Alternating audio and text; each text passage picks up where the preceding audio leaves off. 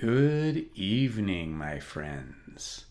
Tonight we have a special story, especially for the spookier times, such as Halloween, maybe the Day of the Dead, or other supernatural, horror, or frightful stories you may have heard.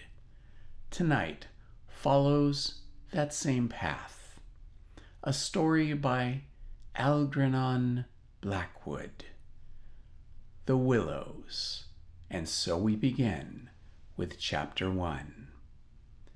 After leaving Vienna, and long before you come to Budapest, the Danube enters a region of singular loneliness and desolation, where its waters spread away on all sides, regardless of a main channel, and the country becomes a swamp for miles upon miles, covered by a vast sea of low willow bushes.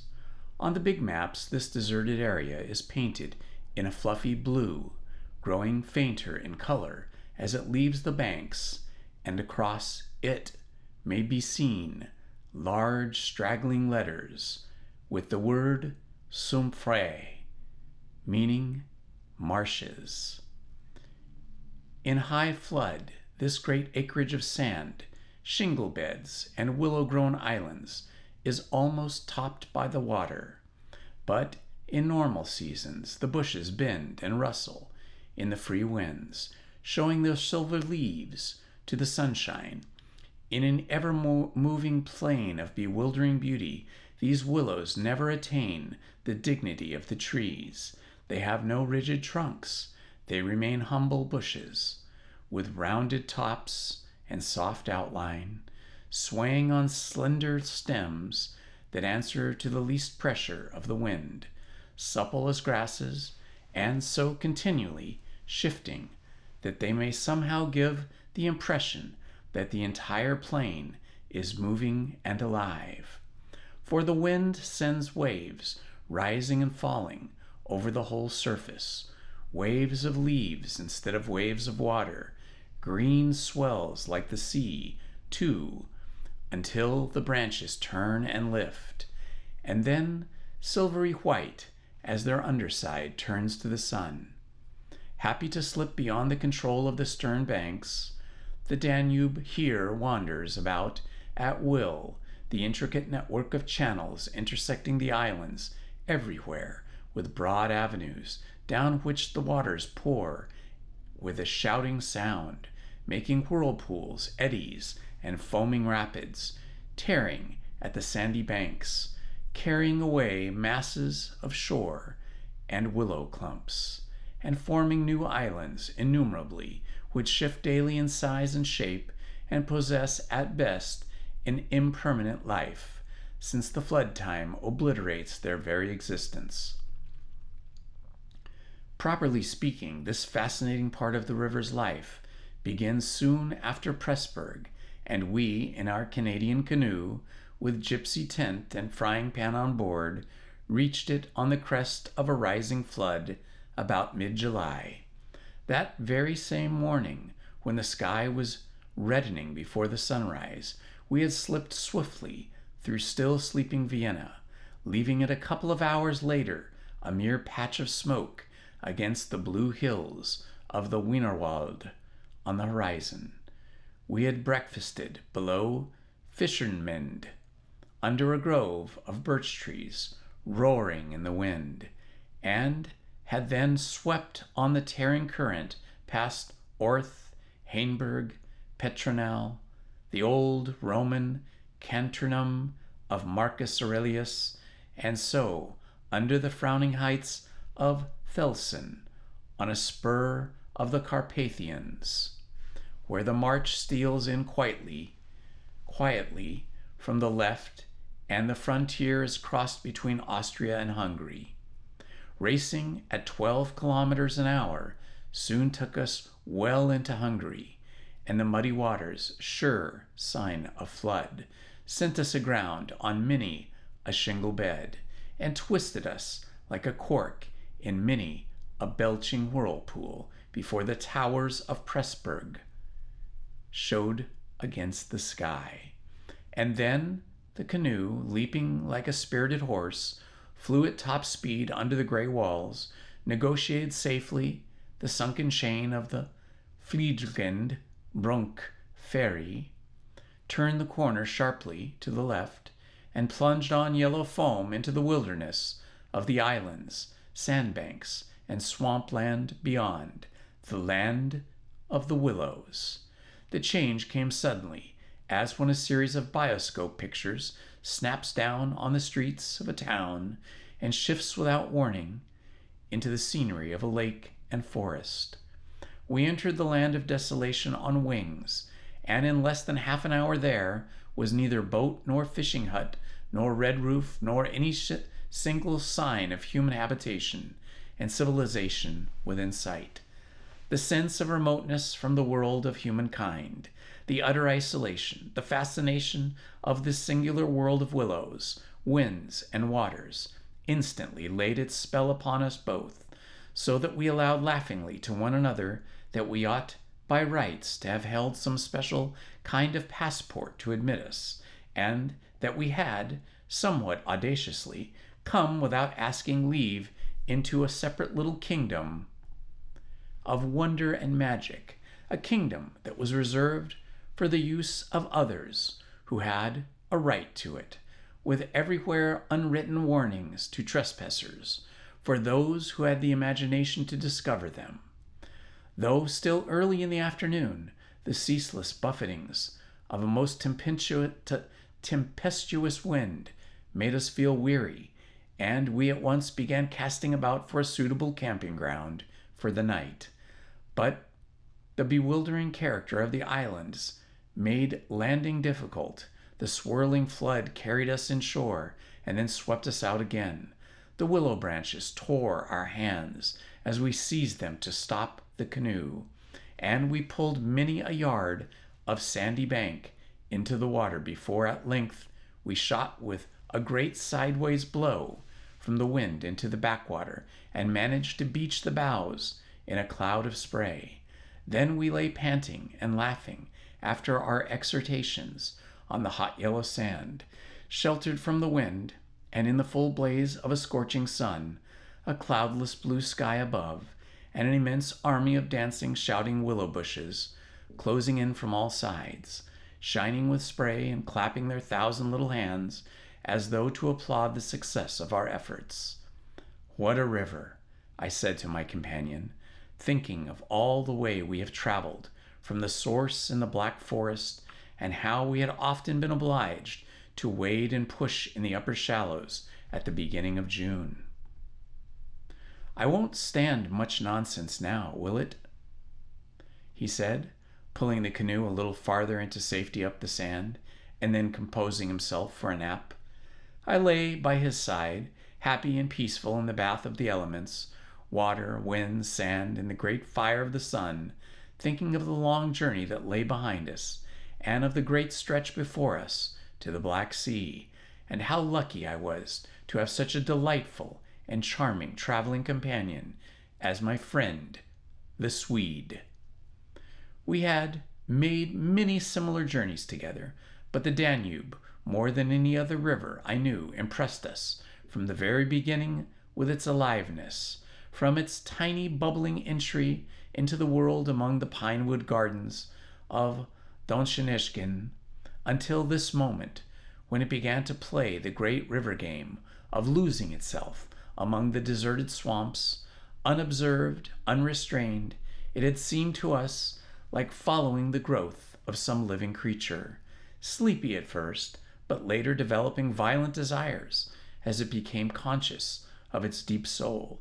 It rolled like some huge fluid being through all the counties and all the countries we had passed, holding our little craft on its mighty shoulders, playing roughly with us sometimes, yet always friendly and well-meaning, till at length we had come inevitably to regard it as a great personage. However, indeed, could it be otherwise, since it told us so much of its secret life? At night we heard it singing to the moon as we lay in our tent, uttering the odd sibilant note peculiar to itself, and said to be caused by the rapid tearing of the pebbles along its bed. So great is its hurrying speed, we knew too the voice of its gurgling whirlpools, suddenly bubbling up on a surface previously calm, the roar of its shallows and swift rapids, its constant, steady thundering below, all mere surface sounds, and that ceaseless tearing of its icy waters at the banks. How it stood up and shouted when the rains fell flat upon its face, and how its laughter roared out when the wind blew upstream and tried to stop its growing speed. We knew all its sounds and voices, its tumblings and foamings, its uneasy splashing against the bridges, that self-conscious chatter when there were hills to look on, that affected dignity of its speech, when it passed through the little towns, far too important to laugh, and all these faint, sweet whisperings, when the sun caught it fairly in some slow curve and poured down upon it till the steam rose. It was full of tricks, too.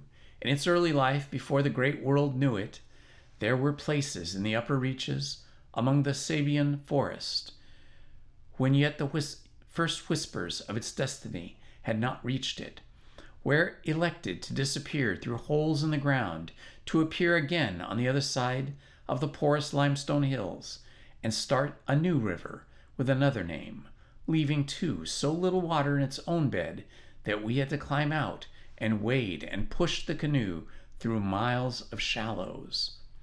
And a chief pleasure in those early days of its irresponsible youth was to lie low like Briar Fox, just before the little turbulent tributaries came to join it from the Alps, and to refuse to acknowledge them when in, but to run for miles side by side, the dividing line well marked, the very levels different, the Danube utterly declining to recognize the newcomer. Below Passau, however, it gave up its particular trick, for there the inn comes in with a thundering power impossible to ignore, and so pushes and incommodes the parent river that there is hardly room for them in the long twisting gorge that follows, and the Danube is shoved this way and that against the cliffs, and forced to hurry itself with great waves and much dashing to and fro in order to get through in time. And during the fight our canoe slipped down from its shoulder to its breast, and had the time of its life among the struggling waves, but in the end taught the old river a lesson, and after Passau it no longer pretended to ignore new arrivals. This was many days back, of course, and since then we had come to know other aspects of the great creature, and across the Bavarian wheat plain of Straubing we wandered so slowly under the blazing June sun that we could well imagine only the surface inches were water, while below there moved, concealed by a silken mantle, a whole army of undines, passing silently and unseen down to the sea, and very leisurely too, lest they be discovered. Much too we forgave her, because her friendliness to the birds and animals that hunted the shores. Cormorants lined the banks in the lonely places in rows, like short black palings. Gray crows crowded the shingle beds. Storks stood fishing in the vistas of shallower water that opened up between the islands, and hawks, swans, and marsh birds of all sorts filled the air with glinting wings and singing petulant cries. It was impossible to feel annoyed with the river's vagaries. After seeing a deer leap with a splash into the water at sunrise and swim past the bows of the canoe, and often we saw fawns peering at us from the underbrush, or look straight into the brown eyes of a stag as we charged full tilt round a corner and entered another another reach of the river. Foxes, too, everywhere, haunted the banks, tripping daintily among the driftwood, and disappearing so suddenly that it was impossible to see how they managed it. But now, after leaving Pressburg, everything changed a little, and the Danube became more serious. It ceased trifling. It was halfway to the Black Sea, within seeming distance almost of other, stranger countries, where no tricks would be permitted or understood. It became suddenly grown up, and claimed our respect and even our awe. It broke out into 3 arms. For one thing, that only met 100 kilometers farther down, and for a canoe there were no indications which one was intended to be followed. "If you take a side channel," said the Hungarian officer we met in Pressburg, while buying provisions, "you may find yourself, when the flood subsides, 40 miles from anywhere, high and dry, and you may easily starve. There are no people, no farms, no fishermen. I warn you not to continue. The river, too, is still rising, and this wind will increase." The rising river did not alarm us in the least, but the matter of being left high and dry by a sudden subsidence of waters might be serious, and we had consequently laid in an extra stock of provisions. For the rest, the officer's prophecy held true. The wind, blowing down a perfectly clear sky, increased steadily till it reached the dignity of the westerly gale. It was earlier than usual when we camped, for the sun was a good hour or 2 from the horizon, and leaving my friends still asleep on the hot sand, I wandered about in desultory examination of our hotel. The island, I found, was less than an acre in extent, a mere sandy bank standing some 2 or 3 feet above the level of the river. The far end, pointing into the sunset, was covered with flying spray, which the tremendous wind drove off crests of the broken waves. It was triangular in shape, with an apex upstream. I stood there for several minutes, watching the impetuous crimson flood bearing down with a shouting roar, dashing in waves against the bank as though to sweep it bodily away, and then swirling by in 2 forming streams on either side. The ground seemed to shake with the shock and rush, while the furious movement of the willow bushes as the wind poured over them increased, and the curious illusion that the island itself actually moved. Above, for a mile or 2, I could see the great river descending upon me. It was like looking up the slope of a sliding hill, white with foam and leaping up everywhere to show itself to the sun. The rest of the island was too thickly grown with willows to make walking pleasant, but I made the tour nevertheless. From the lower end, the light, of course, changed. The river looked dark and angry.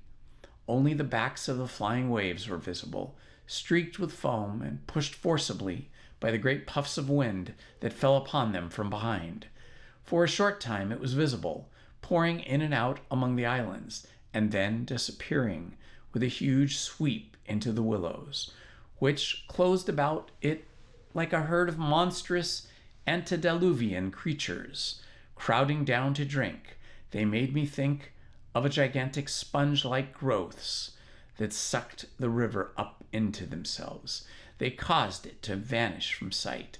They herded there together in such overpowering numbers. Altogether, it was an impressive scene, and with its utter loneliness, its bizarre suggestion, and as I gazed long and curiously, a singular emotion began to stir somewhere in the depths of me. Midway in my delight of the wild beauty, there crept, unbidden and unexplained, a curious feeling of disquietude, almost alarm. A rising river perhaps always suggests something of the ominous. Many of the little islands I saw before me would probably have been swept away by the morning. This resistless, thundering flood of water touched the senses of awe, yet I was aware that my uneasiness lay deeper, far than the emotions of awe and wonder. It was not that I felt, nor had it directly to do with the power of driving wind. This shouting hurricane that might almost carry up a few acres of willows into the air and scatter them like so much chaff over the landscape. The wind was simply enjoying itself, for nothing rose out of the flat landscape to stop it, and I was conscious of sharing its great game with a kind of pleasurable excitement. Yet this novel emotion had nothing to do with the wind. Indeed, so vague was the sense of distress I experienced that it was impossible to trace it to its source and to deal with it accordingly, though I was aware somehow that it had to do with my realization of our utter insignificance before this unrestrained power of the elements about me. The huge, grown river had something to do with it, too, a vague, unpleasant idea that we had somehow trifled with these great elemental forces in whose power we lay helpless. Every hour of the day and night, for here, indeed, there were gigantically at play together, the sight appealed to the imagination, but my emotion, so far as I could understand it, seemed to attach itself more particularly to the willow bushes, to these acres and acres of willows, crowding so thickly, growing there, swarming everywhere. The eye could reach, pressing upon the river as though to suffocate, standing in a dense array, mile after mile beneath the sky, watching, waiting, listening, and, apart quite from the elements, the willows connected themselves subtly with my malaise, attacking the mind insidiously, somehow by reason of their vast numbers, and contriving in some way or another to represent to the immigration a new and mighty power, a power, moreover, not altogether friendly to us. Great revelations of nature, of course, never fail to impress in one way or another, and I was no stranger to moods of the kind. Mountains overawe and oceans terrify, while the mystery of the great forests exercises a spell peculiarly its own. But all these, at one point or another, somewhere link unintimately with the human life and human experience. They still stir, even if alarming emotions, they tend on the whole exalt. With this multitude of willows, however, it was something far different. I felt some essence that emanated from them, that besieged the heart. A sense of awe awakened the true, but of awe touched somewhere by a vague horror. Their serried ranks, growing everywhere, darker about me as the shadows deepened, moving furiously yet softly in the wind, woke me in the curious and unwelcome suggestion that we had trespassed here upon the borders of an alien world, a world where we were intruders, a world where we were not wanted or invited to remain, where we ran grave risks, perhaps. The feeling, however, though it refused to yield its meaning entirely to analysis, did not at the time feel like trouble to me by passing into menace. Yet it never left me quite, even during the very practical business of putting up the tent in a hurricane of wind and building a fire of a stew pot. It remained just enough to bother and perplex and to rob a most delightful camping ground of a good portion of its charm. To my companion, however, I said nothing, for he was a man I considered devoted to imagination. In the first place, I could never have explained to him what I meant, and in that second he would have laughed and laughed stupidly at me if I had. There was a slight depression in the center of the island, and we pitched the tent there. The surrounding willows broke the wind a bit. A poor camp, observed the impeccable Swede. When at last was the tent stood upright, no stones, and precious little firewood. I am moving on early tomorrow, eh? This sand won't hold anything. But experience of a collapsing tent at midnight had taught us many devices, and we made the cozy gypsy house as safe as possible. And then set out about collecting a store of wood to last till bedtime. Willow bushes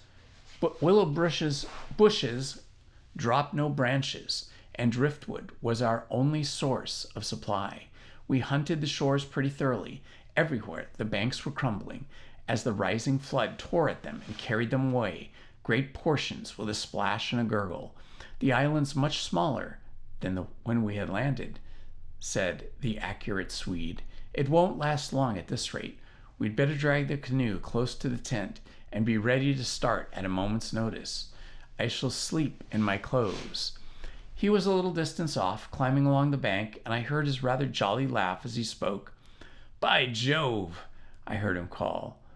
A moment later, and had turned to see what had caused this exclamation. But for the moment, he was hidden by the willows, and I could not find him. What in the world's this? I heard him cry again, and this time the voice had become serious. I ran up quickly and joined him on the bank. He was looking over the river, pointing at stones and something in the water. Good heavens, it's a man's body, he cried excitedly. Look!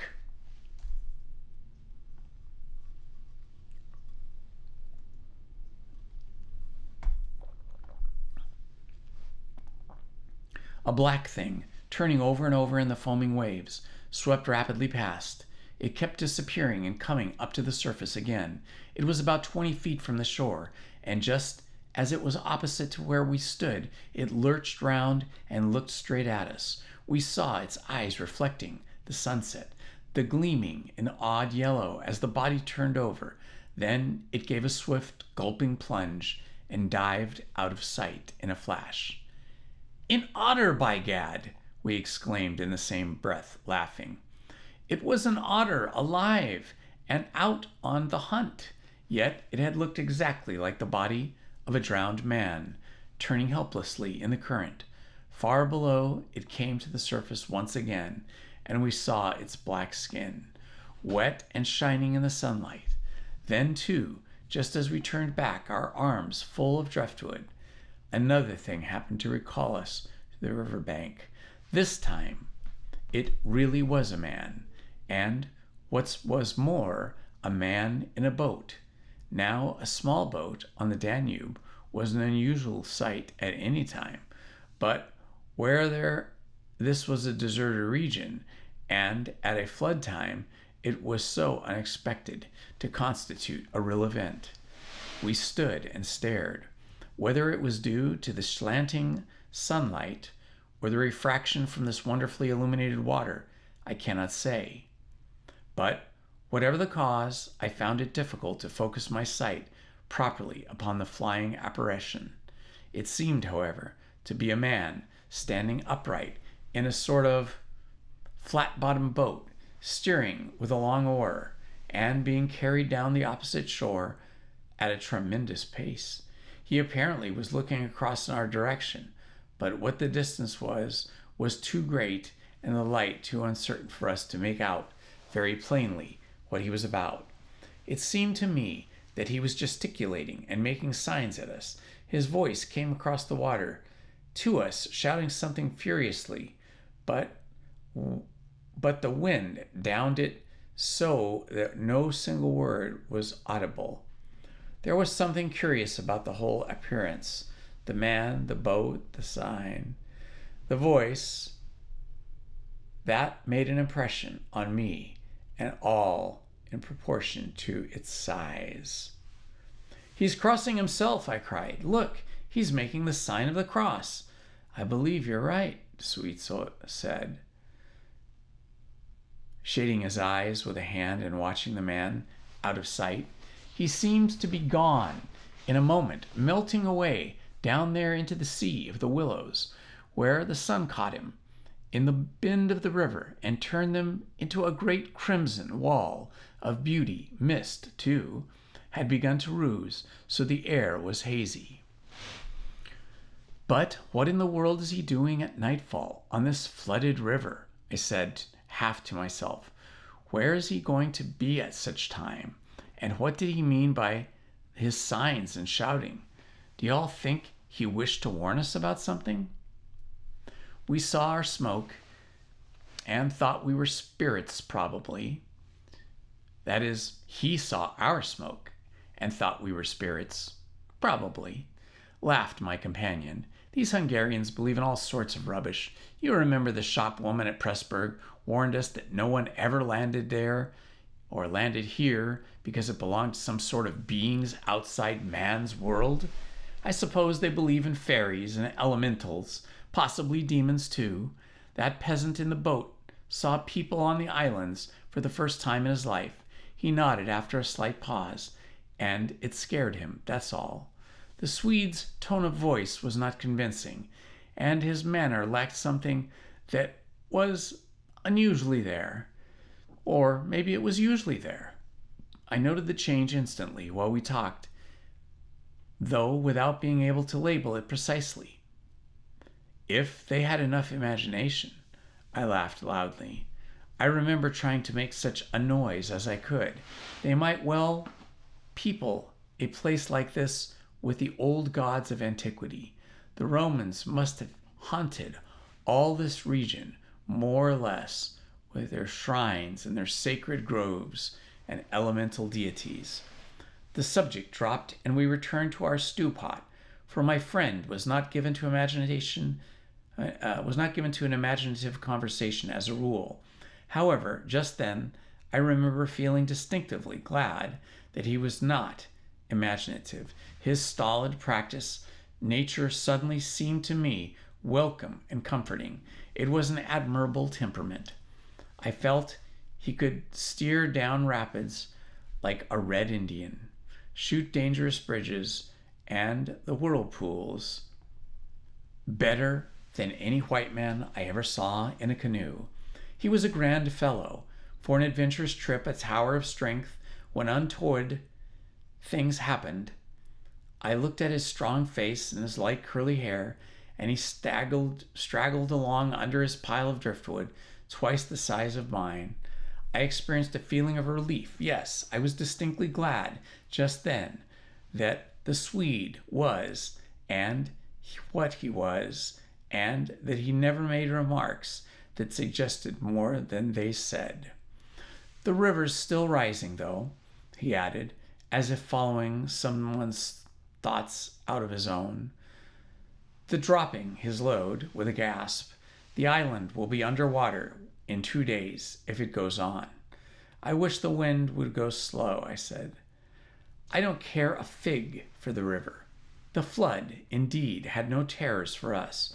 We could get off 10 minutes' notice, and the more water, the better. We liked it.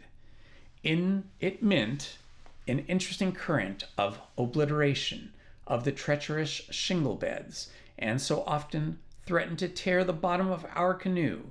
Contrary to our expectations, the wind did not go down with the sun. It seemed to increase with the darkness, howling overhead and shaking the willows round us like straws. Curious sounds accompanied it sometimes, like the explosion of heavy guns, and it fell upon the water and the island in great flat blows of immense power. It made me think of the sounds a planet must make, could we only hear it, driving along through space. But the sky kept wholly clear of clouds, and soon after supper the full moon rose in the east and covered the river and the plain of shouting willows with a light like the day. We lay on the sandy beach beside the fire, smoking, listening to the notes of the night around us, and talking happily of the journey we had already made and of our plans ahead. The map lay spread in the door of the tent, but the high wind made it hard to study, and presently we lowered the curtain and extinguished the lantern. The firelight was enough to smoke and see each other's faces by, and the sparks flew about overhead like fireworks. A few yards beyond, the river gurgled and hissed, and from time to time a heavy splash announced the falling away of further portions of the bank. Our talk, I noticed, had to do with faraway scenes and incidents of our first camps in the Black Forest, or of other subjects altogether remote from the present setting, for neither of us spoke of the actual moment more than necessary, almost as though we'd agreed tacitly to avoid discussion of the camp and its incidents. Neither the otter nor the boatman, for instance, received the honor of a single mention, though ordinarily these would have been furnished discussion for the greater part of the evening. They were, of course, distinct events in such a place. The scarcity of wood made it a business to keep the fire going, for the wind that drove the smoke in our faces wherever we sat helped at the same time to make a forced draught. We took in turn to make some foraging expeditions into the darkness, and the quantity the Swede brought back always made me feel that he took an absurdly long time finding it, for the fact was I did not much care about being left alone, and yet it always seemed to be my turn to grub about among the bushes or scramble along the slippery banks in the moonlight.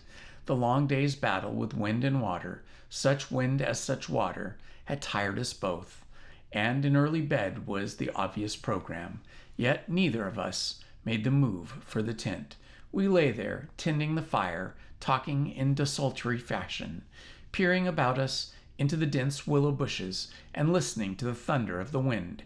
The loneliness of the place had entered our very bones, and silence seemed natural, for after a bit of sound of our voices became a trifle unreal and forced. Whispering would have been the fitting mode of communication. I felt the human voice, always rather absurd amid the roar of the elements, now carried with it almost illegitimate. It was like talking out loud in a church or some place where it was not lawful, perhaps not quite safe, to be overheard. The eeriness of this lonely island, set among a million willows, swept by a hurricane, and surrounded by deep waters, touched us both, I fancy. Untrodden by man, almost unknown to man, it lay there beneath the moon, remote from human influence, on the frontier of another world, an alien world, a world tenanted by willows only, and the souls of willows, and we, in our rashness, had dared to invade it, even to make use of it. Something more than the power of its mystery stirred in me as I lay on the sand, feet to fire, and peered up through the leaves as the stars. For the last time I rose to get firewood. "When this has burnt up," I said firmly, "I shall turn in." And my companion watched me lazily as I moved off into the surrounding shadows.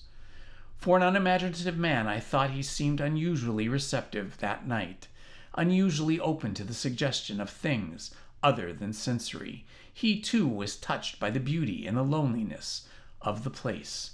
I was not altogether pleased. I remember to recognize this slight change in him, and instead of immediately collecting sticks, I made my way to the far points of the island, where the moonlight on plain and river could be seen to better advantage. The desire to be alone had come suddenly upon me. My former dread returned in force, and there was a vague feeling in me. I wished to face and probe the bottom. When I reached the point of the sand jutting out among the waves, the spell of the place descended upon me with a positive shock. No mere scenery could have produced such an effect. There was something more here, something to alarm. I gazed across the waste of wild waters. I watched the whispering willows. I heard the ceaseless beating of tireless wind, and one and all, each in its own way, stirred me this sensation of a strange distress. But the willows, especially, for ever they went on chattering and talking among themselves, laughing a little, shrilly crying out, sometimes sighing. But what it was they made so much to do about belonged to the secret life of the great plain they inhabited, and it was utterly alien to the world I knew, or to that of the wild yet kindly elements. They made me think of a host of beings from another plane of life, another evolution altogether, perhaps all discussing a mystery known only to themselves. I watched them moving busily together, oddly shaking their big bushy heads, twirling their myriad leaves, even when there was no wind. They moved on their own will as they were alive, and they touched, by some incalculable method, my own keen sense of the horrible. There they stood in the moonlight, like a vast army surrounding our camp, shaking their innumerable silver spurs and spears, defiantly formed, all ready for an attack.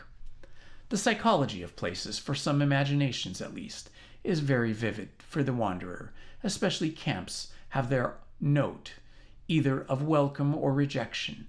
At first, it may not always be apparent, because the busy preparations of the tent and cooking prevent, but with the first pause, after supper usually, it comes and announces itself. And the note of this willow camp now became unmistakably plain to me. We were interlopers, trespassers.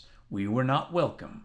The sense of unfamiliarity grew upon me as I stood there watching. We touched the frontier of a region where our presence was resented. For a night's lodging, we might perhaps be tolerated, but for a prolonged inquisitive stay, no. By all the gods of the trees in the wilderness, no.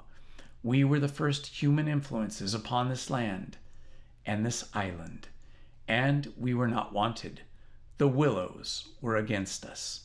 Strange thoughts like these, bizarre fancies, born I know not whence, found lodgment in my mind as I stood listening. What, I thought, if, after all, these crouching willows proved to be alive? If suddenly they should rise up like a swarm of living creatures, marshaled by the gods whose territory we had invaded, sweep towards us off the vast swamps, booming overhead in the night, and then settle down.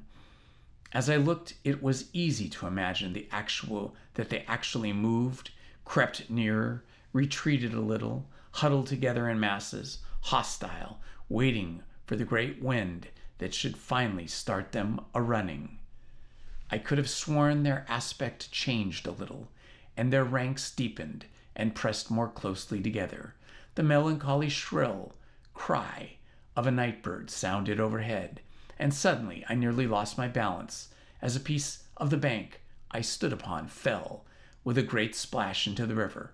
Undermined by the flood, I stepped back just in time and went on hunting for firewood again, half laughing at the odd fancies that crowded so thickly into my mind, that cast their spell upon me.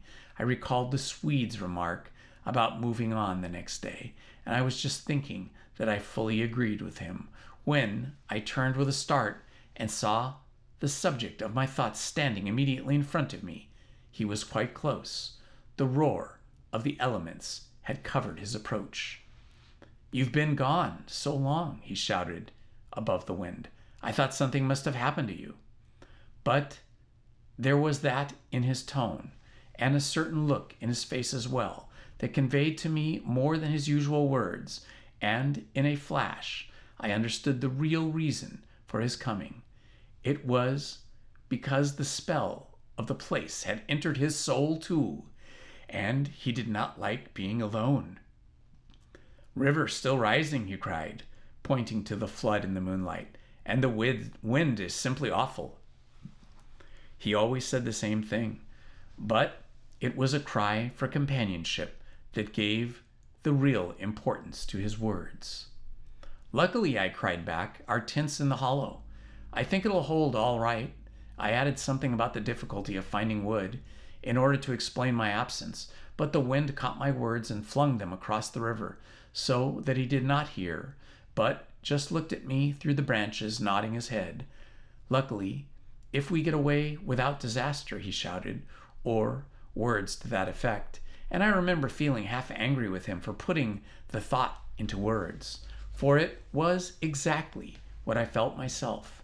There was disaster impending somewhere, and a sense of presentiment lay unpleasantly upon me. We went back to the fire and made a final blaze, poking it up with our feet. We took the last look around, but for the wind, the heat would have been unpleasant. I put this thought into words, and I remember my friend's reply struck me oddly, that he would rather have the heat, the ordinary July weather, than this diabolical wind. Everything was snug for the night. The canoe lying turned over beside the tent, with both yellow paddles beneath her, the provision sack hanging from a willow stem, and the washed-up dishes removed to a safe distance from the fire, all ready for the morning meal. We smothered the embers of the fire with sand, and then we turned in. The flap of the tent door was open, and we saw the branches and the stars, and the white moonlight, the shaking willows, and the heavy buffetings of the wind against our taut little house were the last things I remembered, as sleep came down and covered all with its soft and delicious forgetfulness.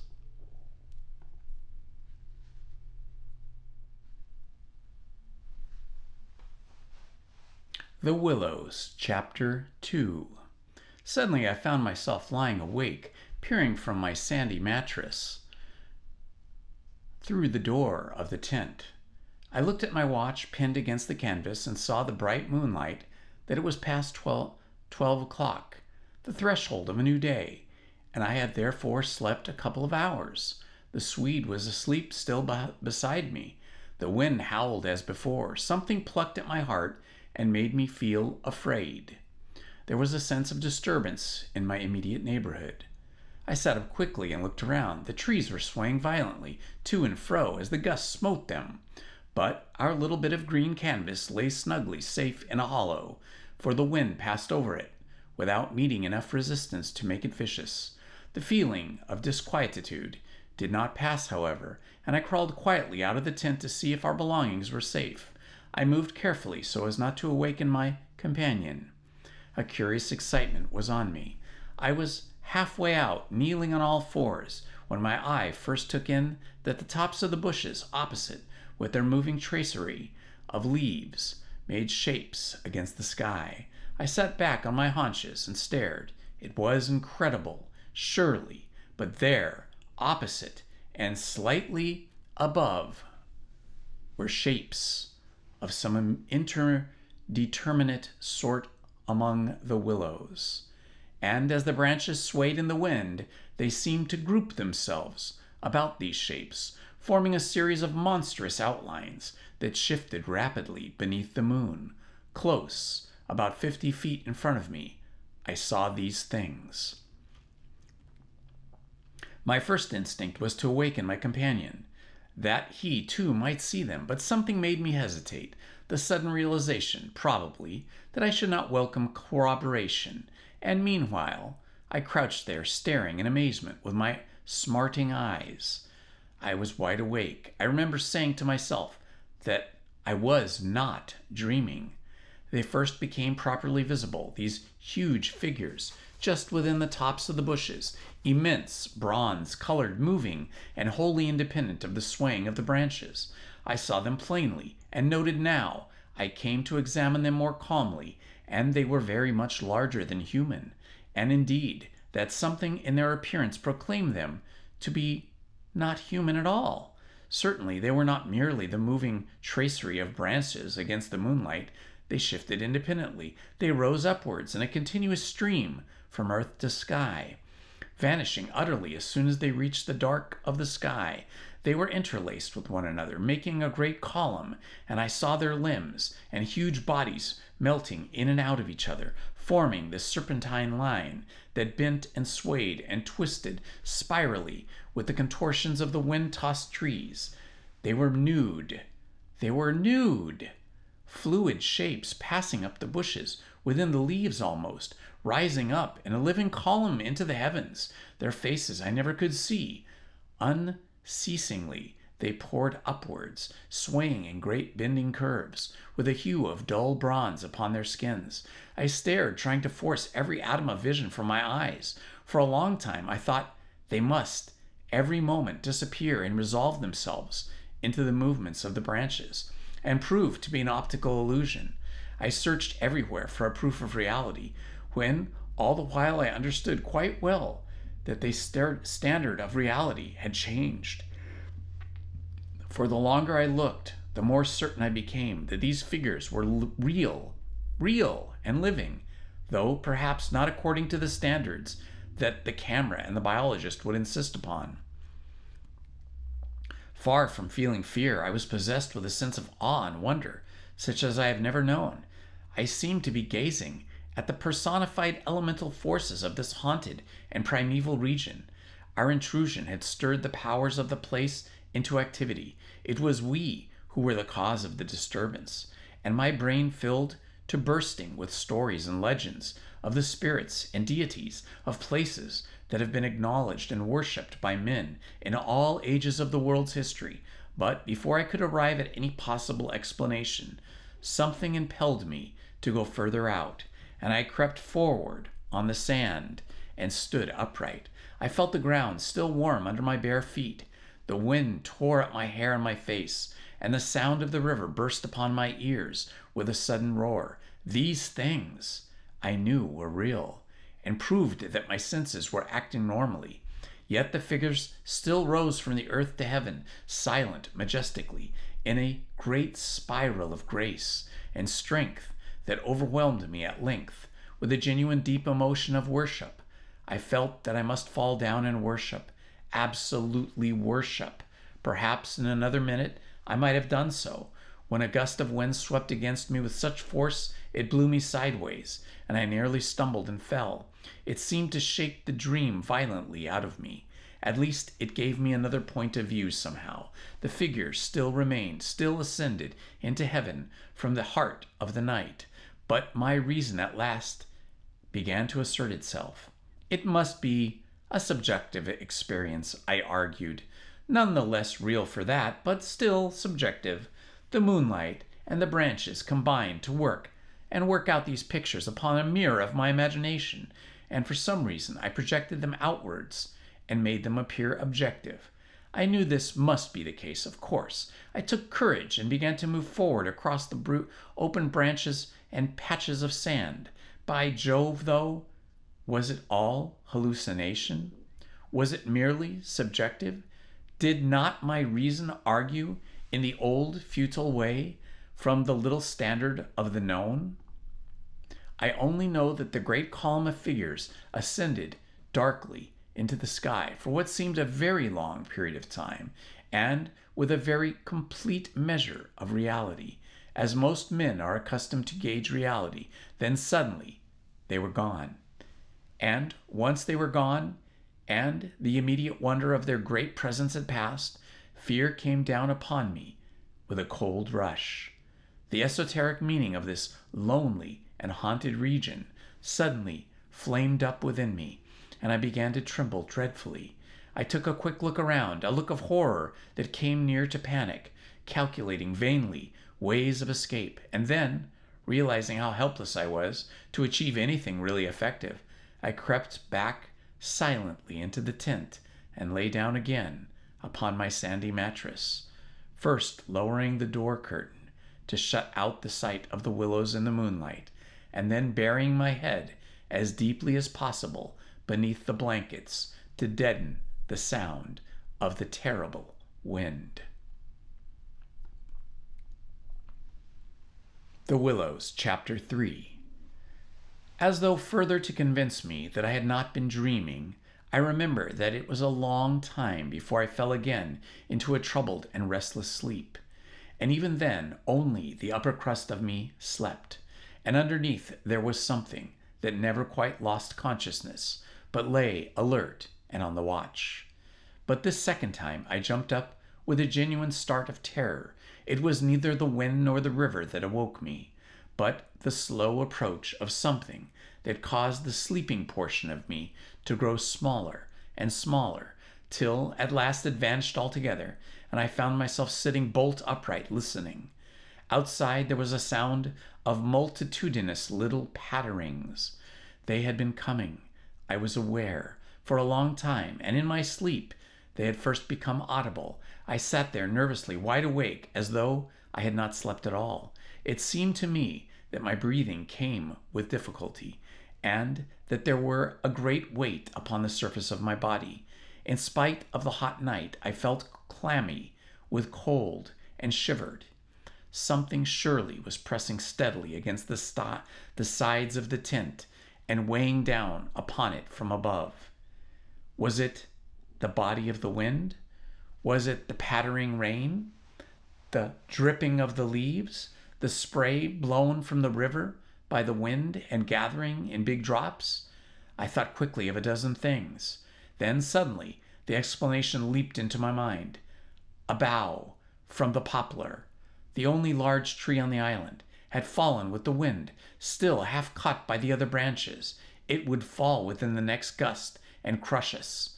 And meanwhile its leaves brushed and tapped upon the tight canvas surface of the tent.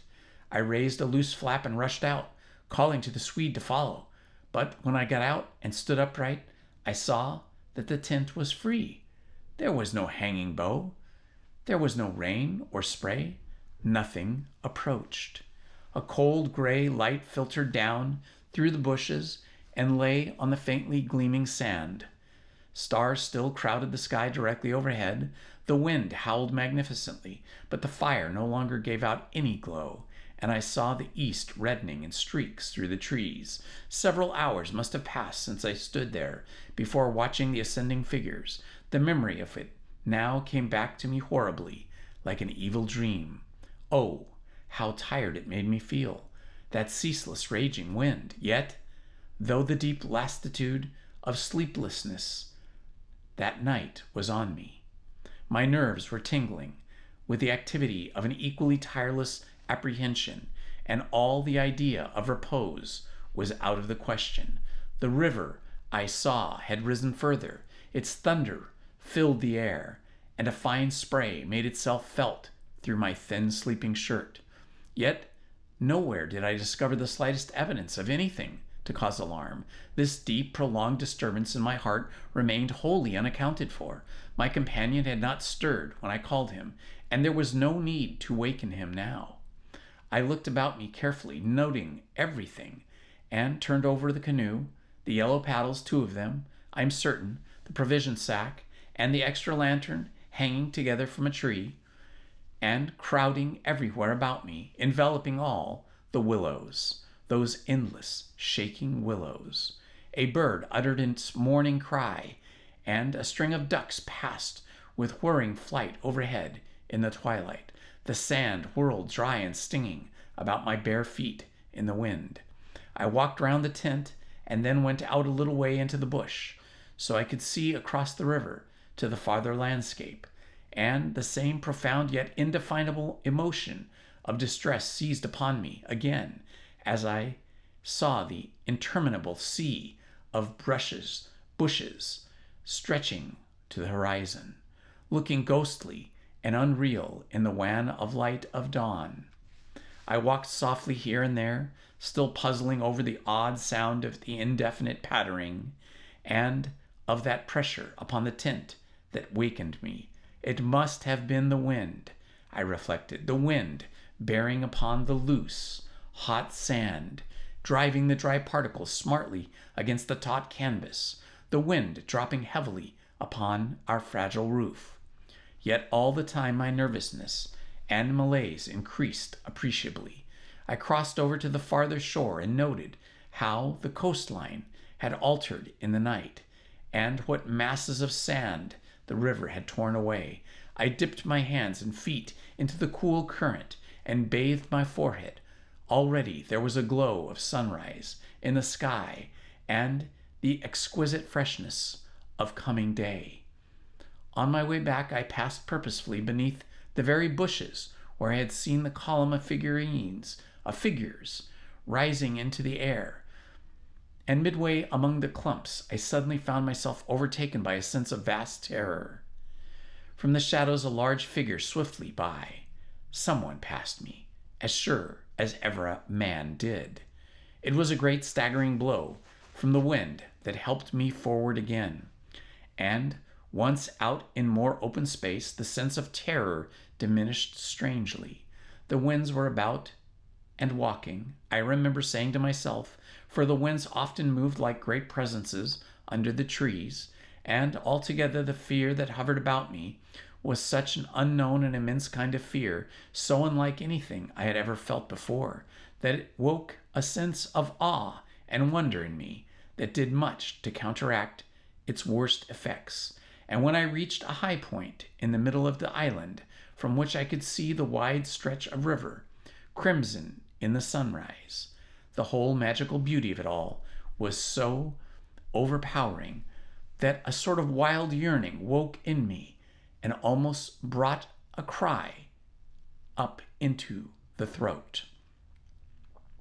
But this cry found no expression, for as my eyes wandered from the plain beyond the island round me and noted our little tent half hidden among the willows, a dreadful discovery leaped out at me, compared to which my terror of walking the winds seemed as nothing at all. For a change, I thought, had somehow come about in the arrangement of the landscape. It was not that my point of view gave me a different view, but that an alteration had apparently been effected in the relationship of the tent to the willows, and the willows to the tent. Surely the bushes now crowded much closer, unnecessarily, unpleasantly close. They had moved nearer, creeping with silent feet over the shifting sands, drawing imperceptibly nearer by soft, unhurried movements. The willows had come closer during the night, but had the wind moved them, or had they moved themselves? I recalled the sound of infinite small patterings, and the pressure upon the tent, upon my own heart, that caused me to wake in terror. I swayed for a moment in the wind like a tree, finding it hard to keep my upright position on the sandy hillock. There was a suggestion here of personal agency, a deliberate intention of aggressive hostility, and it terrified me into a sort of rigidity. Then the reaction followed quickly. The idea was so bizarre, so absurd, that I felt inclined to laugh, but the laughter came no more readily than a cry, for the knowledge that my mind was so receptive to such dangerous imaginings brought the additional terror that it was through our minds and not through our physical bodies that the attack would come, and was coming. The wind buffeted me about, and very quickly, it seemed, the sun came up over the horizon, for it was after 4 o'clock, and I must have stood on that little pinnacle of sand longer than I knew, afraid to come down to close quarters within the willows. I returned quietly, creepily, to the tent, first taking another exhaustive look around, and yes, I confess it, making a few measurements. I paced out the warm sand, the distances between the willows and the tent, making a note of the shortest distance particularly. I crawled stealthily into my blankets. My companion, to all appearances, still slept soundly, and I was glad that this was so, provided my experiences were not corroborated. I could find strength somehow to deny them, perhaps. With the daylight, I could persuade myself that it was all a subjective hallucination, a fantasy of night, a projection of excited imagination. Nothing further came in to disturb me, and I fell asleep almost at once, utterly exhausted, and yet still in dread of hearing again that weird sound of multitudinous pattering, or of feeling the pressure upon my heart that had made it difficult for me to breathe.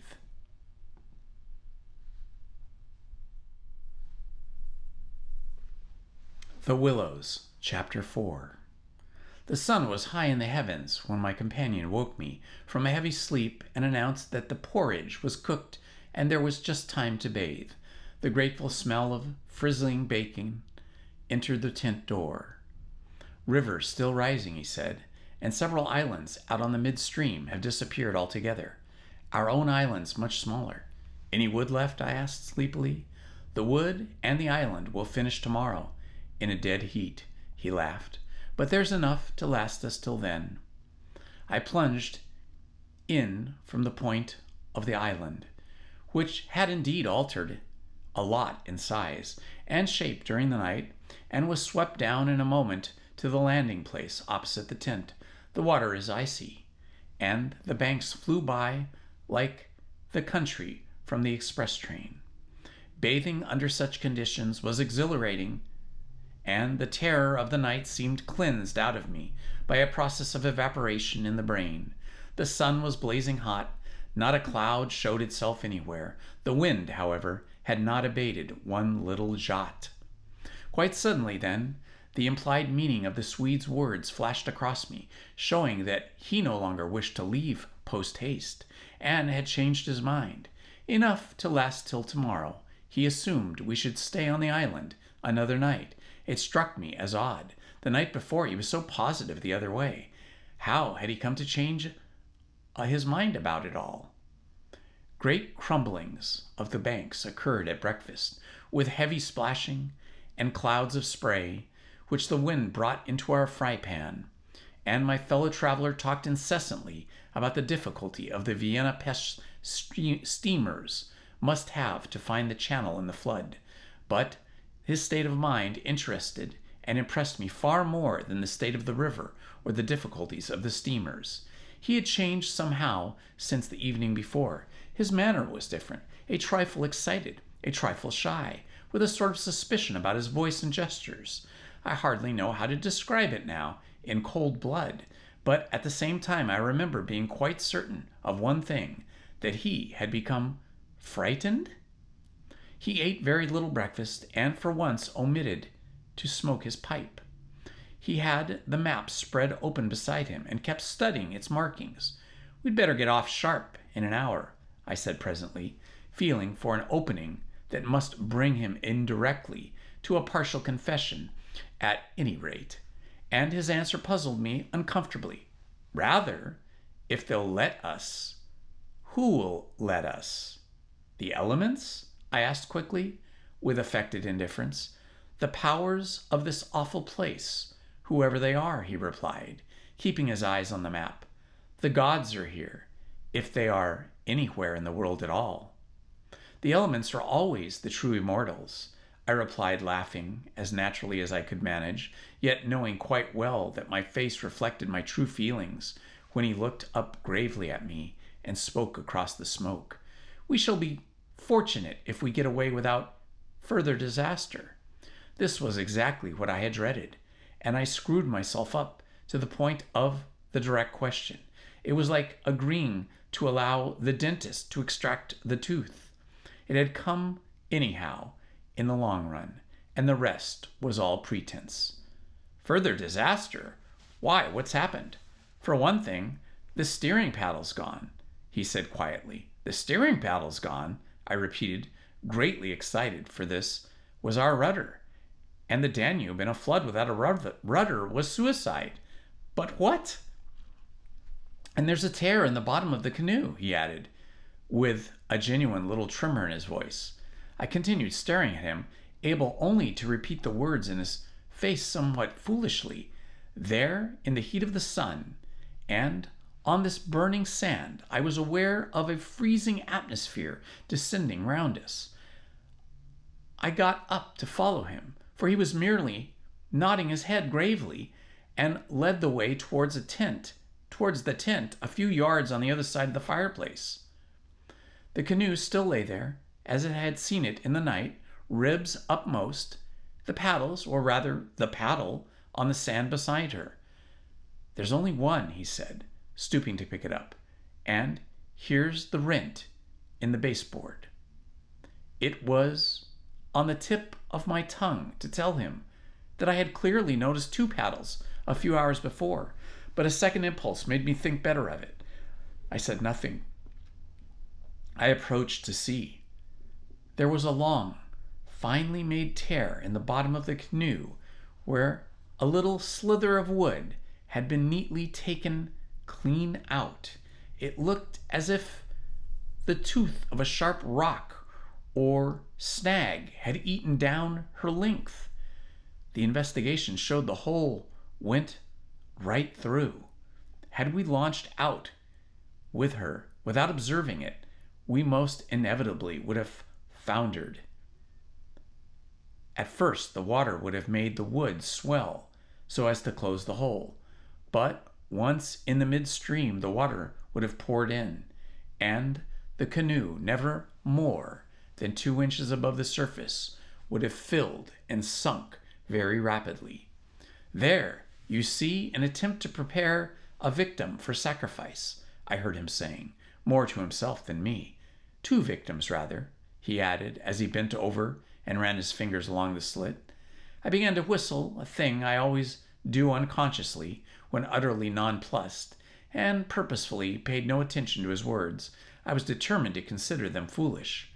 It wasn't there last night, he said presently, straightening up from his examination and looking anywhere but at me. We must have scratched her in landing, of course. I stopped whistling to say, the stones are very sharp. I stopped abruptly, for at that moment he turned round and met my eyes squarely. I knew just as well as he did how impossible my explanation was. There were no stones to begin with. And then there's this to explain too, he added quietly, handing me the paddle and pointing to the blade. A new, curious emotion spread freezingly over me as I took the examined it. The blade was scraped down all over, beautifully scraped, as though someone had sandpapered it with care, making it so thin that the first vigorous stroke must have snapped it off at the elbow. One of us walked in his sleep and did this thing, I said feebly, or it has been filed by the constant stream of sand particles blown against it by the wind, perhaps. Ah, said the Swede, turning away, laughing a little, you can explain everything. The same wind that caught the steering paddle and flung it so near the bank that it fell in with the next lump and crumbled. I called out after him, absolutely determined to find an explanation for everything he showed me. I see, he shouted back, turning his head to look at me before disappearing among the willow bushes. Once alone with these perplexing evidences of personal agency, I think my first thought took the form of, one of us must have done this thing, and it certainly was not I. But my second thought decided how impossible it was to suppose under the circumstances that either of us had done it, that my companion, the trusted friend of a dozen similar expeditions, could have knowingly had a hand in it, was a suggestion not to be entertained for a moment. Equally absurd seemed the explanation that this imperturbable and densely practical nature had suddenly become insane and busied with insane purposes. Yet the fact remained that what disturbed me most and kept my fear actively alive, even in this blaze of sunshine and wild beauty, was the clear certainty that some curious alteration had come about in his mind, that he was nervous, timid, suspicious, aware of goings-on he did not speak about, watching a series of secret and hitherto unmentionable events, waiting, in a word, for a climax that he expected, and, I thought, expected very soon. This grew in my mind intuitively. I hardly knew how. I made a hurried examination of the tent and its surroundings, but the measurements of the night remained the same. There were deep hollows formed in the sand, and I now noticed for the first time basin-shaped, of various depths and sizes, varying from that of a teacup to a large bowl. The wind, no doubt, was responsible for these miniature craters, just as it was for lifting the paddle and tossing it towards the water. The rent in the canoe was the only thing that seemed quite inexplicable, and after all, it was conceivable that a sharp point had caught it when we landed. The examination I made of the shore did not assist this theory, but all the same I clung to it with that diminishing portion of my intelligence which I called my reason, and explanation of some kind was absolute necessity, just as some working explanation of the universe is necessary, however absurd, to the happiness of every individual who seeks to do his duty in the world and face the problems of life. The simile seemed to me at the time in exact parallel. I at once set the pitch melting, and presently the Swede joined me at the work. Though under the best conditions in the world, the canoe could not be safe for traveling till the following day. I drew his attention casually to the hollows in the sand. "Yes," he said, "I know. They're all over the island. But can you explain them?" "No doubt." "Wind, of course," I answered without hesitation. "Have you never watched those little whirlwinds in the street that twist and twirl everything into a circle? This sand's loose enough to yield, that's all." He made no reply, and we worked on in silence for a bit. I watched him surreptitiously all the time, and had an idea he was watching me. He seemed, too, to be always listening attentively to something I could not hear, or perhaps for something that he expected to hear, for he kept turning about and staring into the bushes, and up into the sky, and out across the water, where it was visible through the openings among the willows.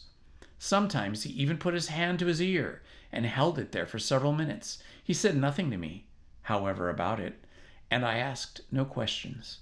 And meanwhile, as he mended the torn canoe with the skill and address of a Red Indian, I was glad to notice his absorption in the work, for there was a vague dread in my heart that he would speak of the changed aspects of the willow. And if he had noticed that, my imagination could no longer be held sufficient explanation of it. At length, after a long pause, he began to talk. "Queer thing," he added in a hurried sort of voice, as though he wanted to say something and get it over. "Queer thing, I mean, about the otter last night. I had expected something so totally different that he caught me off guard with that surprise, and I looked up sharply. Shows how lovely this place is. Otters are awfully shy things." "I don't mean that, of course," he interrupted. "I mean, did you think it really was an otter?" "What else? In the name of heaven, what else?" "You know, I saw it before you did, and at the first it seemed so much bigger than an otter." "The sunset, as you looked upstream, magnified it, or something," I replied. He looked at me absently a moment, as though his mind were busy with other thoughts. "It had such extraordinary yellow eyes," he went on half to himself. "That was the sun, too," I laughed, a trifle boisterously. "I suppose you'll wonder next if that fellow was in the boat." I suddenly decided not to finish the sentence. He was in the act again of listening, turning his head to the wind, and something in the expression of his face made me halt. The subject dropped, and we went on with our chalking and our caulking of the boat. Apparently, he had not noticed my unfinished sentence. 5 minutes later, however, he looked at me across the canoe, and, the smoking pitch in his hand, his face exceedingly grave. "I did rather wonder, if you want to know," he said slowly, "what that thing in the boat was. I remember thinking at the time it was not a man. The whole business seemed to rise quite suddenly out of the water." I laughed again boisterously in his face, but this time there was impatience, and a strain of anger, too, in my feelings. "Look here now," I cried. "This place is quite queer enough without going out of your way to imagine things. The boat was an ordinary boat, and the man in it was an ordinary man, and they were both going downstream as fast as they could lick. and the otter was an otter, so don't let's play the fool about it. He looked steadily at me with the same grave expression. He was not in the least annoyed. I took courage from his silence. And for heaven's sake, I went on, don't keep pretending you hear things, because it only gives me the jumps. And there's nothing to hear but the river and this cursed old thundering wind. You fool, he answered in a low, shocked voice. You utter fool. That's just the way all victims talk. As if you didn't understand just as well as I do. He sneered with scorn in his voice and a sort of resignation. The best thing you can do is to keep quiet and try to hold your mind as firm as possible. This feeble attempt at self-deception only makes the truth harder when you're forced to meet it. My little effort was over, and I found nothing more to say, for I knew quite well his words were true, and that I was the fool, not he. Up to a certain stage in the adventure, he kept me ahead easily, and I think I felt annoyed to be out of it, to be thus proved less psychic, less sensitive than himself to these extraordinary happenings, and half ignorant all the time of what was going on under my very nose. He knew from the very beginning, apparently, but at the moment I wholly missed the point of his words about the necessity of being a victim, and we ourselves were destined to satisfy the want. I dropped all pretense thenceforward, but thenceforward likewise my fear increased steadily to the climax. But you're quite right about one thing, he added, before the subject passed, and that is that we're wiser not to talk about it, or even to think about it, because what one thinks finds expression in words, and what one says happens.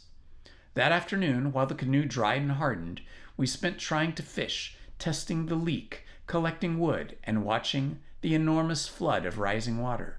Masses of driftwood swept near our shores sometimes, and we fished for them with long willow branches. The island grew perceptibly smaller as the banks were torn away with great gulps of splashes.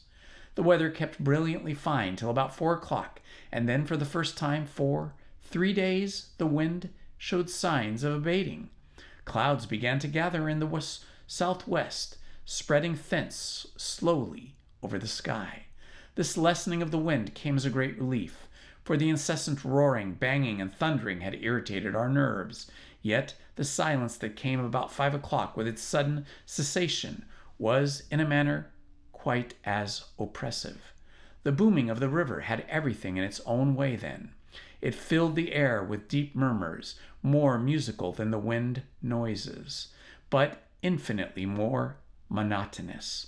The wind held many notes, rising and falling, always beating out some sort of great elemental tune, whereas the river's song lay between 3 notes at most, dull pedal notes that held a lugubrious quality foreign to the wind, and somehow seemed to me, in my then nervous state, to sound wonderfully well the music of doom. It was extraordinary, too, how the withdrawal suddenly of bright sunlight took everything out of the landscape that made for cheerfulness. And since that this particular landscape had already managed to convey the suggestion of something sinister, the change, of course, was all the more unwelcome and noticeable. For me, I know the darkening outlook became distinctly more alarming. I found myself more than once calculating how soon after the sunset the full moon would get up in the east, and whether the gathering clouds would greatly interfere with her lighting of the little island. With this general hush of the wind, though it still indulged in occasional brief gusts, the river seemed to me to grow blacker, the willows to stand more densely close together. The latter, too, kept up a sort of independent movement of their own, rustling among themselves when no wind stirred, and shaking oddly from the roots upwards. Then, when common objects in this way become charged with the suggestion of horror. They stimulate the imagination far more than things of usual appearance, and these bushes, crowding huddled about us, assumed for me, in the darkness, a bizarre grotesque of appearance that lent to them somehow the aspect of purposeful and living creatures. Their very ordinariness, I felt, unmasked what the malignant and hostile was to us. The forces of the region drew nearer with the coming of night. They were focusing upon our island, and more particularly upon ourselves. For thus, somehow, in the terms of the imagination, did my really indescribable sensations in this extraordinary place present themselves.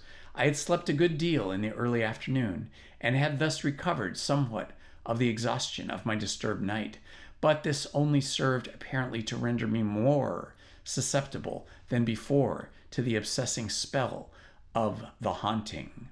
I fought against it, laughing at my feelings as absurd, childish, with very obvious psychological explanations. Yet, in spite of very efforts, they gained in strength upon me, so that I dreaded the night as a child lost in a forest must dread the approach of darkness. The canoe we had fully covered with a waterproof sheet during the day, and the one remaining paddle had been securely tied by the Swede to the base of a tree, lest the wind should rob us of that too. From 5 o'clock onwards I busied myself with the stew pot and preparations for dinner, it being my turn to cook that night. We had potatoes, onions, bits of bacon, fat to add to flavor, and a general thick residue from the former stew at the bottom of the pot, with black bread broken into the result. It was most excellent, and it was followed by a stew of plums with sugar and a brew of strong tea with dried milk. A good pile of wood lay close at hand, and the absence of the wind made my duties easy. My companion sat lazily watching me, dividing his attention between cleaning his pipe and giving useless advice, an admitted privilege of the off-duty man. He had been very quiet all afternoon, engaged in the recalking of the canoe, strengthening the tent ropes, and fishing for driftwood while I slept. No more talk about the undesirable things had passed between us, and I think his only remark had to do with the gradual destruction of the island, which he declared was not fully a third smaller than when we first landed. The pot had just begun to bubble when I heard his voice calling to me from the bank, where he had wandered without my noticing. I ran up. "Come on and listen," he said, "and see what you make of it." He held out his hand cupwise to his ear, as so often before. "Now do you hear anything?" he asked, watching me curiously. We stood there listening attentively together. At first I heard only a deep note of the water and the hissing rising from the turbulent surface. The willows for once were motionless and silent. Then a sound began to reach my ears faintly, a peculiar sound, something like the humming of a distant gong. It seemed to come across to us in the darkness from the waste of the swamps and the willows opposite. It was repeated at regular intervals, but it was certainly neither the sound of a bell nor the hooting of a distant steamer. I can liken it to nothing so much as to the sound of an immense gong suspended far up in the sky, repeating incessantly its muffled metallic note, soft and musical, as it was repeatedly struck. My heart quickened as I listened. "I've heard it all day," said my companion. "While you slept this afternoon, it came all around the island. I hunted it down, but could never get near enough to see it, to localize it correctly. Sometimes it was overhead, and sometimes it seemed under the water. Once or twice, too, I could have sworn it was not outside at all, but within myself, you know, the way a sound in the fourth dimension is supposed to come."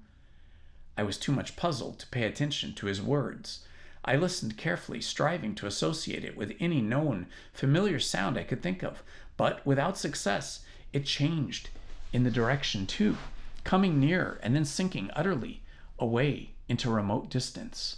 I cannot say that it was not ominous in quality, because to me it seemed distinctly musical. Yet I must admit it set going a distressing feeling that made me wish I had never heard it. The wind blowing in those sand funnels, I said, determined to find an explanation, or the bushes rubbing together after the storm, perhaps. It comes off the whole swamp, my friend answered. It comes from everywhere at once. He ignored my explanations. It comes from the willow bushes, somehow. But now the wind has dropped, I objected. The willows can hardly make a noise by themselves, can they? His answer frightened me, first because I had dreaded it, second because I knew it intuitively. It was true. It is because the wind has dropped we now hear it. It was drowned before. It is the cry, I believe, of the... I dashed back to the fire, warned by the sound of bubbling that the stew was in danger, but determined at the same time to escape further conversation. I was resolute, if possible, to avoid the exchanging of views. I dreaded, too, that he would begin about the gods, or elemental forces, or something else disquieting, and I wanted to keep myself well in hand for what might happen later. There was another night to be faced before we escaped from this distressing place, and there was no knowing yet what might be brought forth. "Come and cut up bread for the pot," I called to him, vigorously stirring an appetizing mixture. The stew pot held sanity for both of us, and the thought made me laugh. He came over slowly and took the provision sack from the tree, fumbling in its mysterious depths, and then emptying the entire contents upon the ground sheet at his feet. "Hurry up," I cried. "It's boiling." The Swede burst out into a roar of laughter that startled me. It was forced laughter, not artificial exactly, but mirthless. "There's nothing here," he shouted, holding his sides. "Bread, I mean. It's gone. There is no bread. They've taken it." I dropped the long spoon and ran up. Everything the sack had contained lay upon the ground sheet, but there was no loaf. The whole dead weight of my growing fear fell upon me and shook me. Then I burst out laughing too. It was the only thing to do, and the sound of my laughter also made me understand his. The stain of psychological pressure caused it. This explosion of unnatural laughter in both of us. It was an effort of repressed forces to seek relief. It was temporary safety valves. And with both of us, it ceased quiet suddenly. "How criminally stupid of me," I cried, still determined to be consistent and find an explanation. "I clean forgot to buy a loaf at Pressburg. That chattering woman put everything out of my head, and I must have left it lying on the counter, or...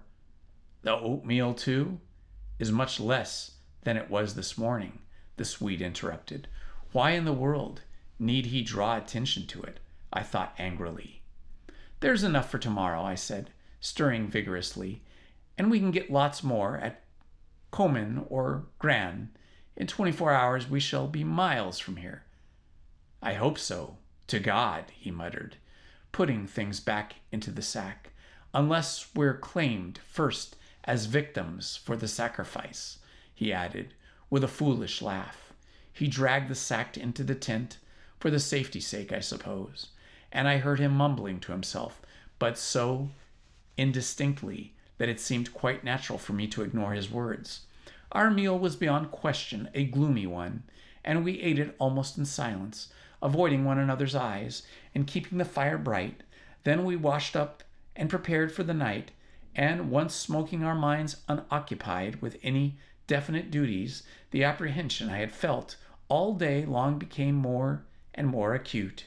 It was not then active fear, I think, but the very vagueness of its origin distressed me far more than it had if I had been able to ticket and face it squarely.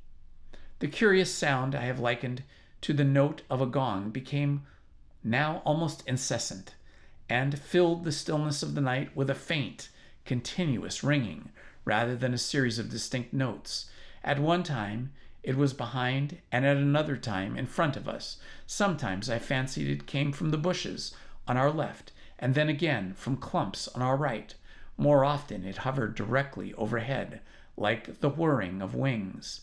It was really everywhere, everywhere at once, behind, in front, at our sides, over our heads, completely surrounding us. The sound really defies description, but nothing within my knowledge is like that ceaseless muffled humming rising off the deserted world of swamps and willows. We sat smoking in comparative silence, the strain growing every minute greater. The worst feature of the situation seemed to me that we did not know what to expect, and we could therefore make no sort of preparation by way of defense. We could anticipate nothing. My explanations made in the sunshine, moreover, now came to haunt me with their foolish and wholly unsatisfactory nature. And it was more and more clear to us that some kind of plain talk with my companion was inevitable, whether I liked it or not. After all, we had to spend the night together, and to sleep in the same tent side by side. I saw that I could not get along much longer without the support of his mind, and for that, of course, plain talk was imperative. As long as possible, however, I postponed this little climax and tried to ignore or laugh at the occasional sentences he flung into the emptiness. Some of these sentences, moreover, were confoundedly disquieting to me, coming as they did to corroborate much that I felt myself. Corroboration, too, which made it so much more convincing. From the totally different point of view, he composed such curious sentences and hurled them at me in such inconsequential sort of way, as though his main line of thought was secret to himself, and these fragments were mere bits he found impossible to digest. He got rid of them by uttering them. Speech relieved him. It was like being sick. There are these things about us, I'm sure, that make for disorder, disintegration, destruction, our destruction, he said once. While the fire blazed between us, we strayed out of a safe line somewhere. And another time, when the gong sounds had come nearer, ringing much louder than before, and directly over our heads, he said, as though talking to himself, "I don't think a gramophone would show any record of that. The sound doesn't come to me by the ears at all. The vibrations reach me in another manner altogether, and seem to be within me, which is precisely how a fourth-dimensional sound might be supposed to make itself heard." I purposely made no reply to this, but I sat a little closer to the fire and peered about me into the darkness. The clouds were massed all over the sky, and no trace of moonlight came through. Very still, too, everything was. So to the river, and the frogs had things all their own way. It was that about it, he went on, which is utterly out of common experience. It is unknown. Only one thing describes its reality. It is a non-human sound. I mean, a sound outside humanity. Having rid himself of this indigestible morsel, he lay quiet for a time, but he had so admirably expressed my own feelings that it was a relief to have the thought out and to have confined it by the limitation of the words from dangerous wandering to and fro in the mind. The solitude of that Danube camping place, can I ever forget? The feeling of being utterly alone on an empty planet. My thoughts ran incessantly upon the cities and the haunts of men. I would have given my soul, as the saying is, for the feel of those Bavarian villages we had passed through by the score, for the normal human commonplaces, peasants drinking beer, tables beneath trees, hot sunshine, and a ruined castle on the rocks behind the red-roofed church. Even the tourists would have been welcome. Yet what I felt of dread was no ordinary ghostly fear. It was infinitely greater, stranger, and seemed to arise from some dim ancestral sense of terror, more profoundly disturbing than anything I had known or dreamed of. We had strayed, as the Swede put it, into some region or some set of conditions where the risks were great, yet unintelligible to us, where the frontiers of some unknown world lay close about us. It was a spot held by the dwellers in some outer space, a sort of peephole whence they could spy upon the earth, themselves unseen, a point where the veil between where the veil between this world and another had worn a little thin. As the final result of too long a sojourn here, we should be carried over the border and deprived of what we called our lives, yet by mental, not physical processes. In that sense, as he said, we should be the victims of our adventure, a sacrifice. It took us in different fashion, each according to his own measure, his sensitiveness and powers of resistance. I translated it vaguely into the personification of the mighty disturbed elements, investing them with the horror of a deliberate, malefic purpose, resentful of our audacious intrusion into their breeding place, whereas my friend threw it into the unoriginal form at first of a trespass on some ancient shrine, some place where the old gods still held sway, where the emotional forces of former worshippers still clung, and the ancestral portion of him yielded to the old pagan spell. At any rate, here was a place unpolluted by men, kept clean by the winds from the coarsening human influences, a place where the spiritual agencies were within reach and aggressive. Never before or since have I ever been so attacked by the indescribable suggestions of a beyond region, of another scheme of life, another revolution not parallel to human, and in the end our minds would succumb under the weight of an awful spell, and we should be drawn across the frontier into their world. Small things testified to the amazing influence of the place, and now, in the silence round the fire, they allowed themselves to be noted by the mind. The very atmosphere had provided itself a magnifying medium to distort every indication, the otter rolling in the current, the hurrying boatmen making signs, the shifting willows, one and all had been robbed of its natural character and revealed in something of its other aspect, as it existed across the border to that other region. And this changed the aspect I felt was now merely to me, but to the race. The whole experience, whose verge we touched, was unknown to humanity at all. It was a new order of experience, and in the true sense of the word, unearthly. It's the deliberate, calculating purpose that reduces one's courage to zero, the Swede said suddenly, as if he had been actually following my thoughts. Otherwise, imagination might count for much, but the paddle, the canoe, the lessening food. Haven't I explained all that once? I interrupted vociferously. You have, he answered dryly. You have indeed. He made other remarks, too, as unusual and usual, about what he called the plain determination to provide a victim. But, having now arranged my thoughts better, I recognized that this was simply the cry of his frightened soul against the knowledge that he was being attacked in a vital part, and that he would be somehow taken or destroyed. The situation called for a courage, a calmness of reasoning that neither of us could compass.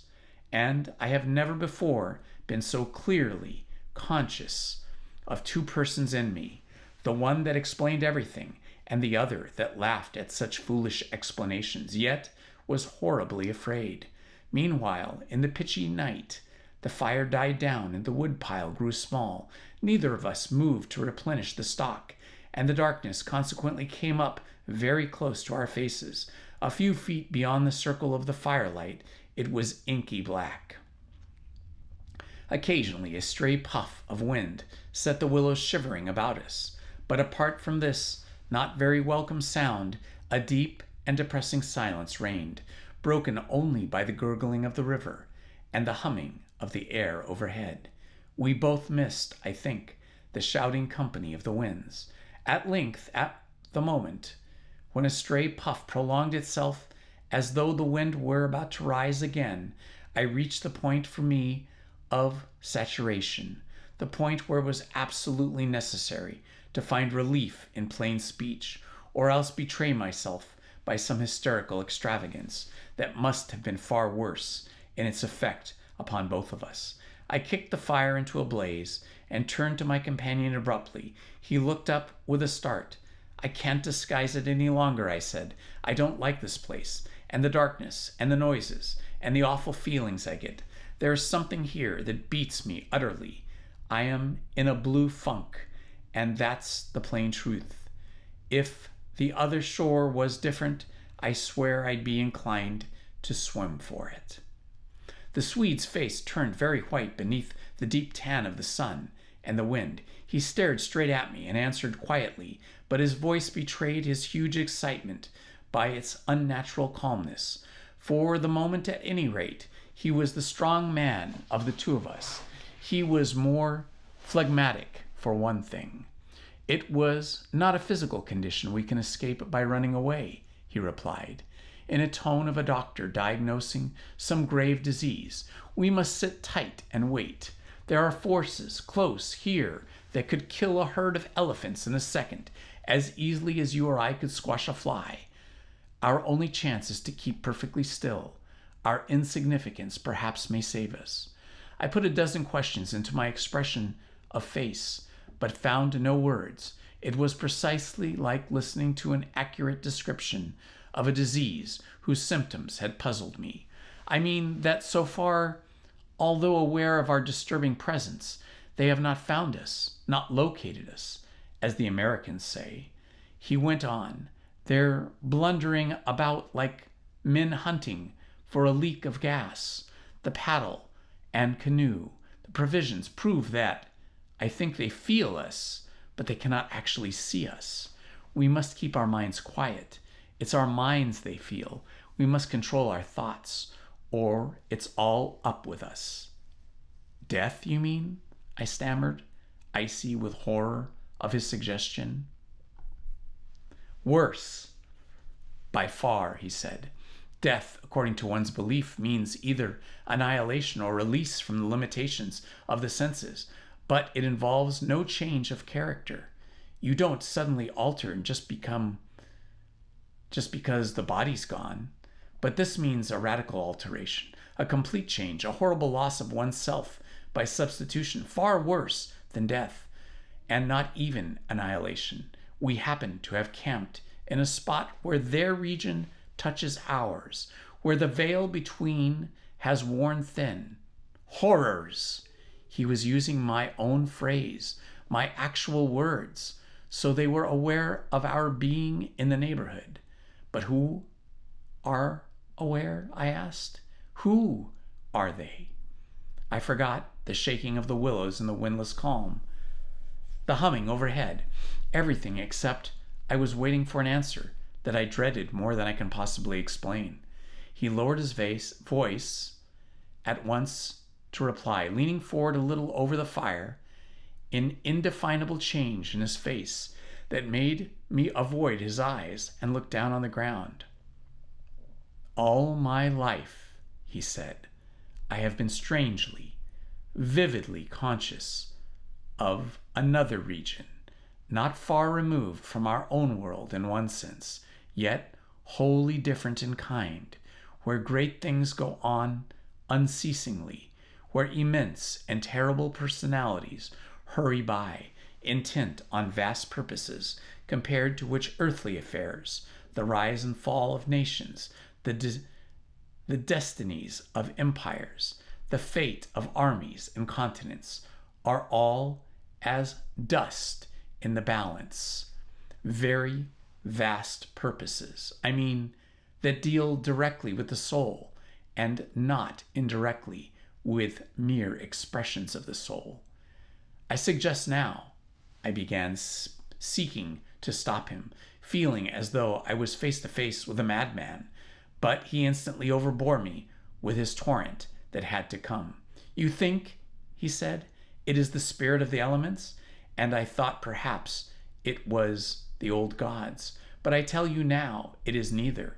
These would be comprehensible entities, for they have relations with men, depending on them for worship or sacrifice, whereas these beings who are now about us have absolutely nothing to do with mankind, and it is mere chance that their space happens just at this spot to touch our own.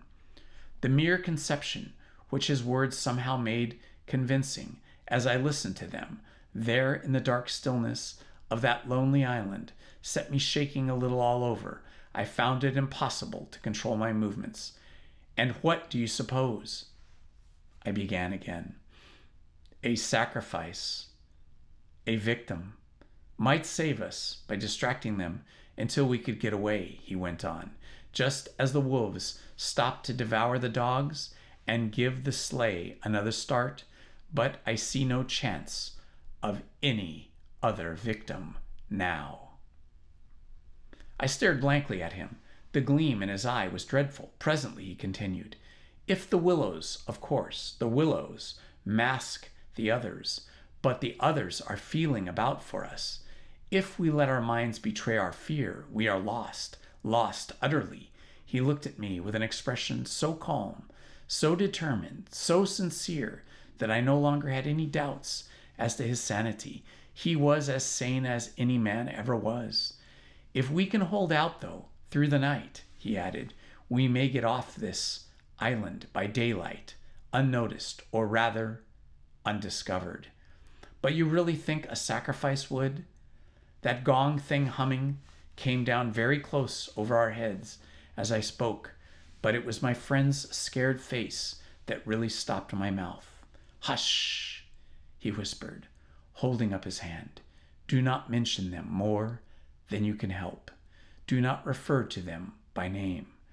To name is to reveal. It is the inevitable clue, and our only hope lies in ignoring them in order that they may ignore us. Even in thought, he was extraordinarily agitated, especially in thought. Our thoughts make spirals in their world. We must keep them out of our minds at all costs. I raked the fire together to prevent the darkness having everything in its way. I never longed for the sun as I longed for it then in the awful blackness of that summer night. Were you awake all last night? He went on suddenly. I slept badly a little after dawn. I replied evasively, trying to follow his instructions, which I knew instinctively were true, but the wind, of course. I know, but the wind won't account for all the noises. Then you heard it too, the multiplying countless little footsteps I heard, he said, adding, after a moment's hesitation, and that other sound, you mean above the tent, and the pressing down upon us of something tremendous, gigantic. He nodded significantly. It was like the beginning of a sort of inner suffocation, I said. Partly, yes. It seemed to me that the weight of the atmosphere had been altered, had increased enormously, so that we should have been crushed. And that, I went on, determined to have it all out, pointing upwards, and going like a note hummed ceaselessly, rising and falling like the wind. What do you make of that? It's their sound, he whispered gravely. It's the sound of their world, the humming in their region. The division here is so thin that it leaks through somehow. But if you listen carefully, you will find it's not so much as around us. It's in the willows. It's the willows themselves humming, because here the willows have been made symbols of the forces that are against us. I could not follow exactly what he meant by this, yet the thought and idea in my head were beyond question, and the thought and the idea in his. I realized what he realized, only with less power of analysis than his. It was on the tip of my tongue to tell him at last about my hallucination of the ascending figures and moving bushes, when he suddenly thrust his face again close into mine across the firelight and began to speak in a very earnest whisper. He amazed me by his calmness and pluck, his apparent control of the situation. This man I had for years deemed unimaginative, stolid. Now listen, he said. The only thing for us to do is to go on as though nothing had happened, follow our usual habits, go to bed, and so forth. Pretend we feel nothing and notice nothing. It is a question wholly of the mind, and less we think about them, the better our chance of escape. Above all, don't think, for what you think happens. All right, I managed to reply, simply breathless with his words and the strangeness of it all. All right, I'll try, but tell me one more thing first. Tell me what you make of those hollows in the ground all about us, those sand funnels. No, he cried, forgetting to whisper in his excitement. I dare not, simply dare not, put the thought into words. If you do, you have not guessed, and I am glad. Don't try to. They have put it into my mind. Try your hardest to prevent their putting it into yours. He sank his voice again to a whisper before he finished, and I did not press him to explain. There was already just about as much horror in me as I could hold. The conversation came to an end, and we smoked our pipes busily and in silence. Then something happened. Something unimportant, apparently, as the way it is when the nerves are in a very great state of tension. And this small thing, for a brief space, gave me an entirely different point of view. I chanced to look down at my sand shoe, the sort we used for the canoe, and something to do with the hole at the toe suddenly recalled me to the London shop where I had bought them, the difficulty the man had in fitting me, and other details of the uninteresting but practical operation. At once, in its train, followed a wholesome view of the modern skeptical world I was accustomed to move in at home. I thought of roast beef and ale, motor cars, policemen, brass bands, and a dozen other things that proclaimed the soul of ordinariness or utility. The effect was immediate and astonishing, even to myself. Psychologically, I suppose it was simply a sudden and violent reaction after the strain of living in an atmosphere of things that to the normal consciousness must seem impossible and incredible. But whatever the cause, it momentarily lifted the spell from my heart and left me for the short space of a minute feeling free and utterly unafraid. I looked up at my friend opposite.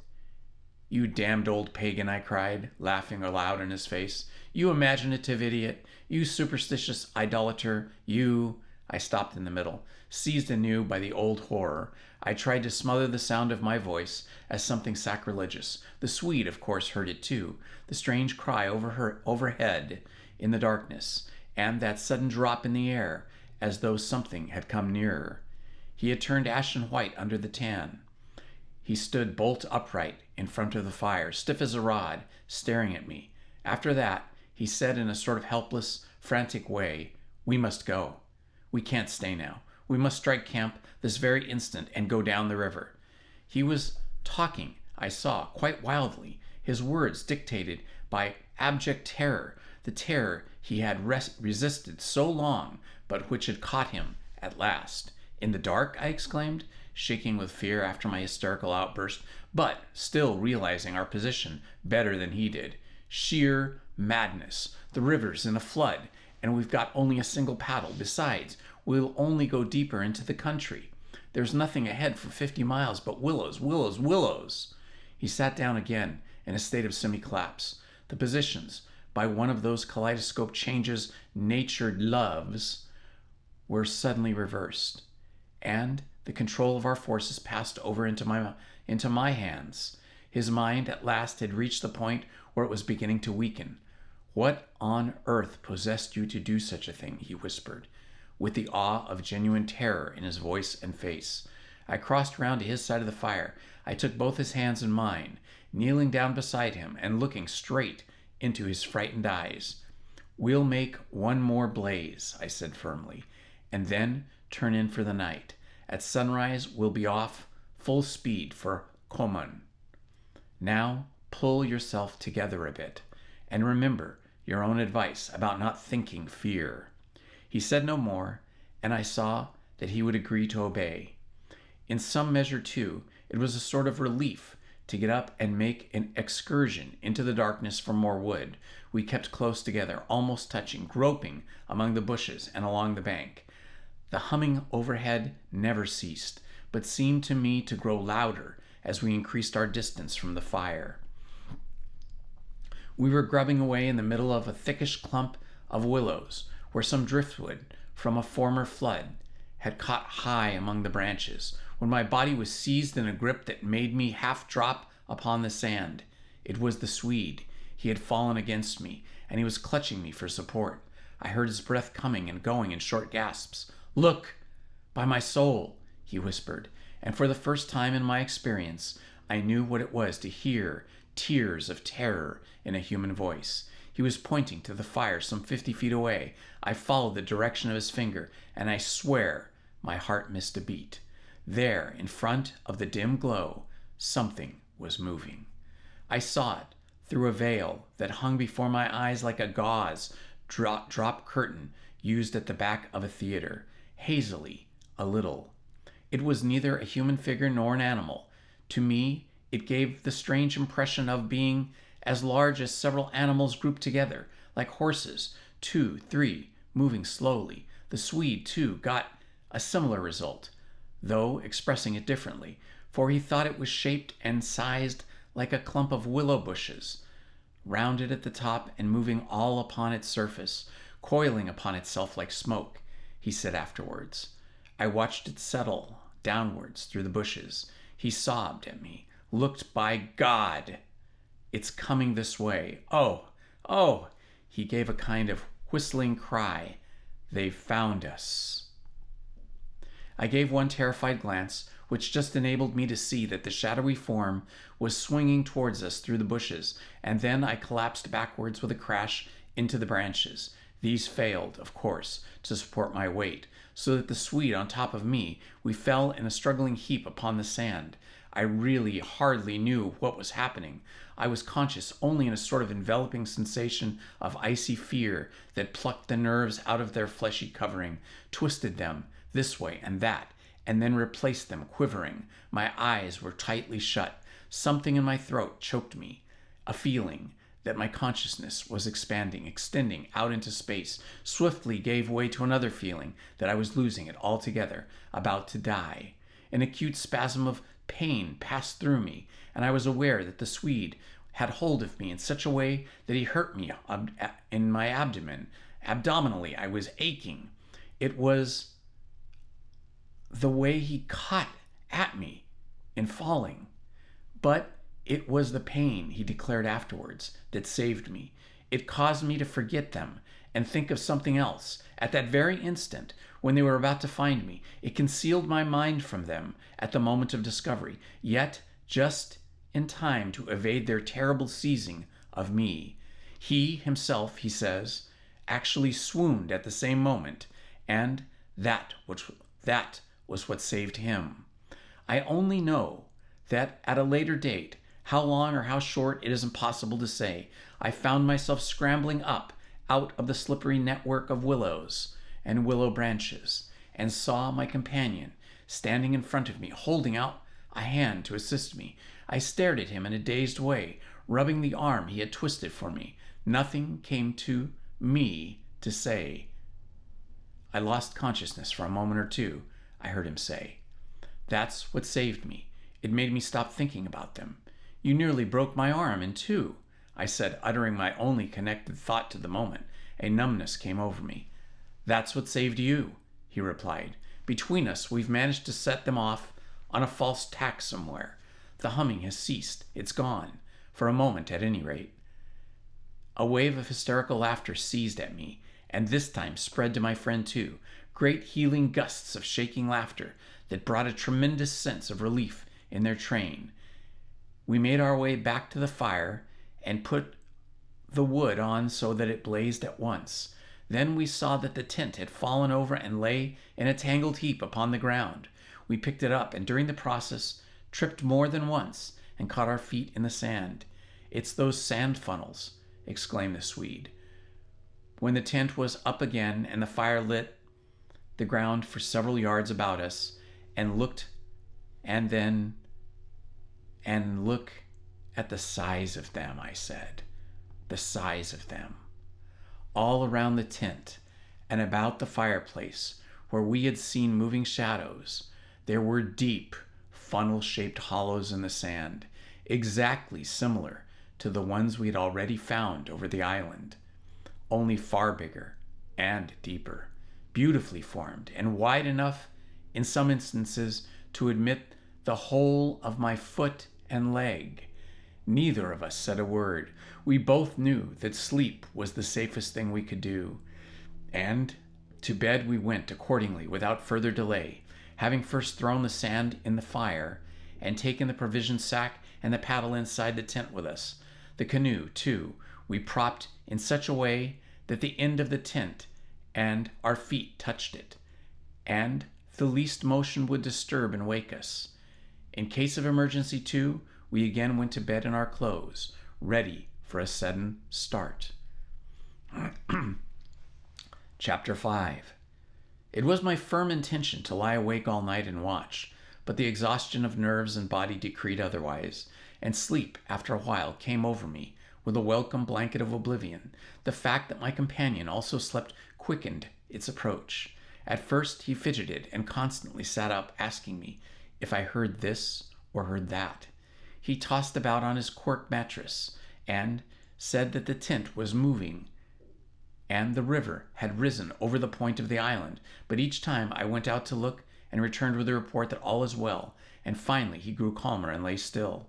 Then, at length, his breathing became regular, and I heard unmistakable sounds of snoring, the first and only time in my life when snoring has been a welcome and calming influence. This, I remember, was the last thought in my mind before dozing off. A difficulty in breathing woke me, and I found the blanket over my face, but something else besides the blanket was pressing upon me, and my first thought was that my companion had rolled off his mattress and onto my own in his sleep. I called to him and sat up, and at the same moment it came to me that the tent was surrounded. That sound of multitudinous, soft pattering was again audible outside, filling the night with horror. I called again to him, louder than before. He did not answer, but I missed the sound of his snoring, and I also noticed that the flap of the tent was down. This was an unpardonable sin. I crawled out in the darkness to hook it back securely, and it was then for the first time I realized positively that the Swede was not there. He had gone. I dashed out in a mad run, seized by a dreadful agitation, and the moment I was out, I plunged into a sort of torrent of humming that surrounded me completely and came out of every quarter of the heavens at once. It was the same familiar humming gone mad. A swarm of great invisible bees might have been about me in the air. The sound seemed to thicken the very atmosphere, and I felt that my lungs worked with difficulty. But my friend was in danger, and I could not hesitate.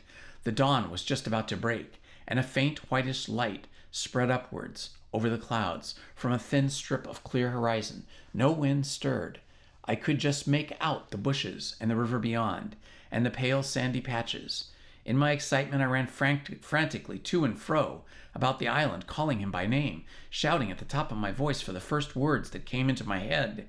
But the willows smothered my voice. The humming muffled it.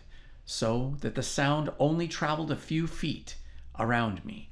I plunged among the bushes, tripping headlong, tumbling over roots, and scraping my face as I tore this way and that among the preventing branches.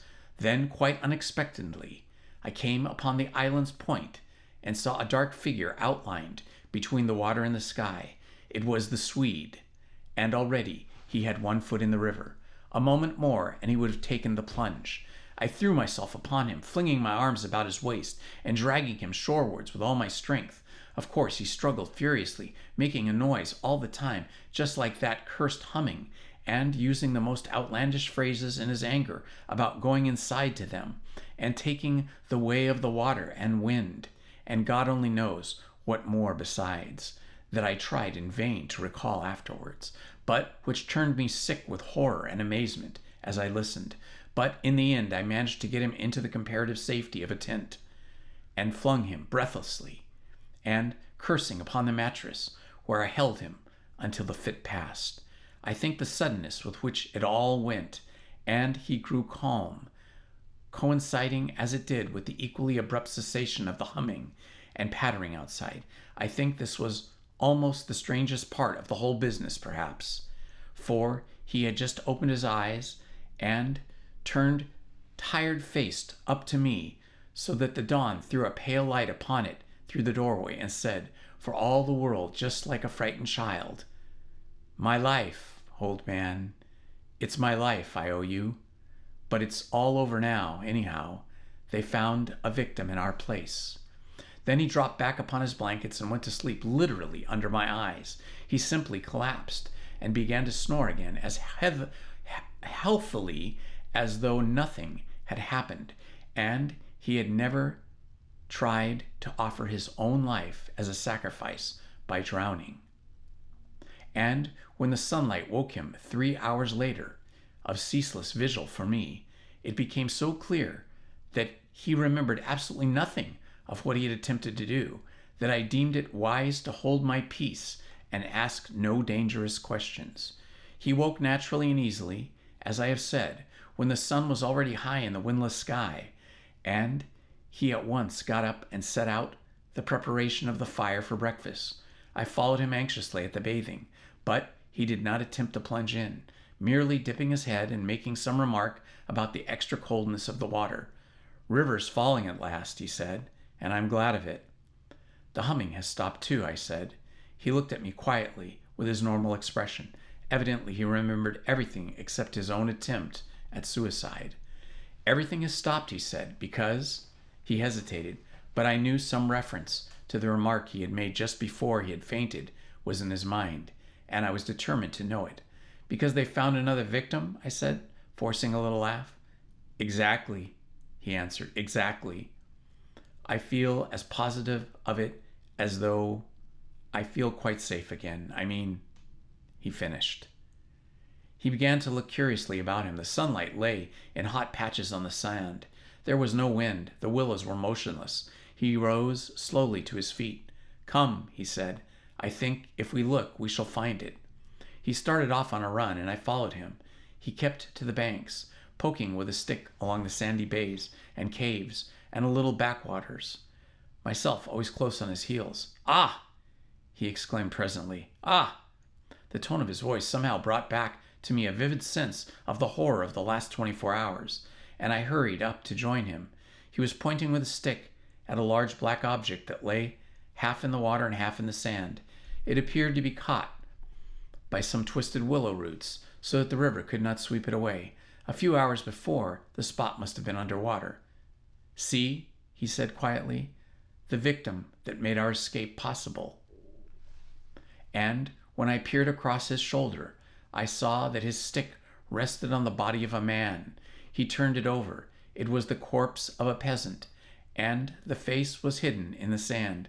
Clearly, the man had been drowned, but a few hours before, and his body must have been swept down upon our island somewhere about an hour of dawn, at the very time the fit had passed. "We must give it a decent burial, you know." "I suppose so," I replied. I shuddered a little in spite of myself, for there was something about the appearance of that poor drowned man that turned me cold. The Swede glanced up sharply at me, an undecipherable expression on his face, and began clambering down on the bank. I followed him more leisurely. The current, I noticed, had torn away much of the clothing from the body, so that the neck and part of the chest were bare. Halfway down the bank, my companion suddenly stopped and held up his hand in warning. But either my foot slipped, or I had gained too much momentum to bring myself to a halt, for I bumped into him and sent him forward with a sort of leap to save himself. He tumbled together on the sand so hard that our feet splashed into the water, and before anything else could be done, we had collided a little heavily against the corpse. The Swede uttered a sharp cry, and I sprang back as if I had been shot.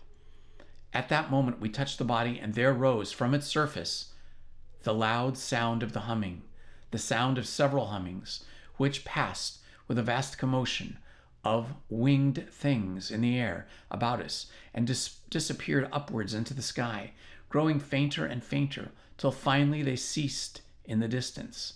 It was exactly as though we had disturbed some living yet invisible creatures at work.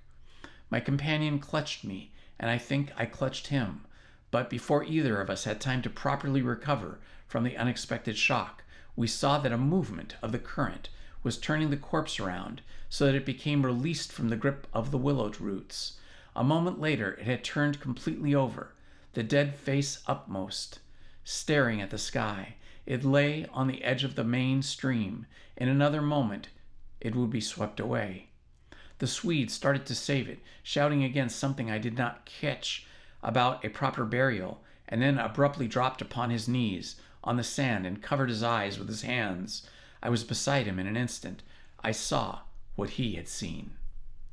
For just as the body swung round to the current, the face and the exposed chest turned towards us and showed plainly how the skin and flesh were indented with small hollows, beautifully formed and exactly similar in shape and kind to the sand funnels that we had found all over the island.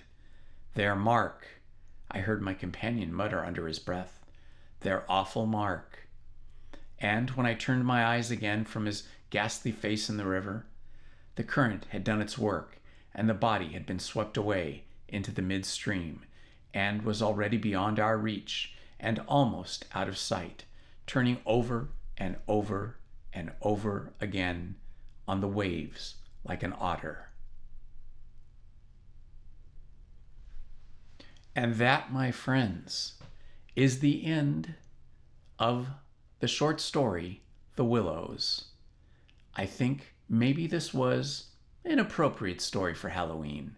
I hope you enjoyed it. This has been Indiana Holmes. Happy Halloween.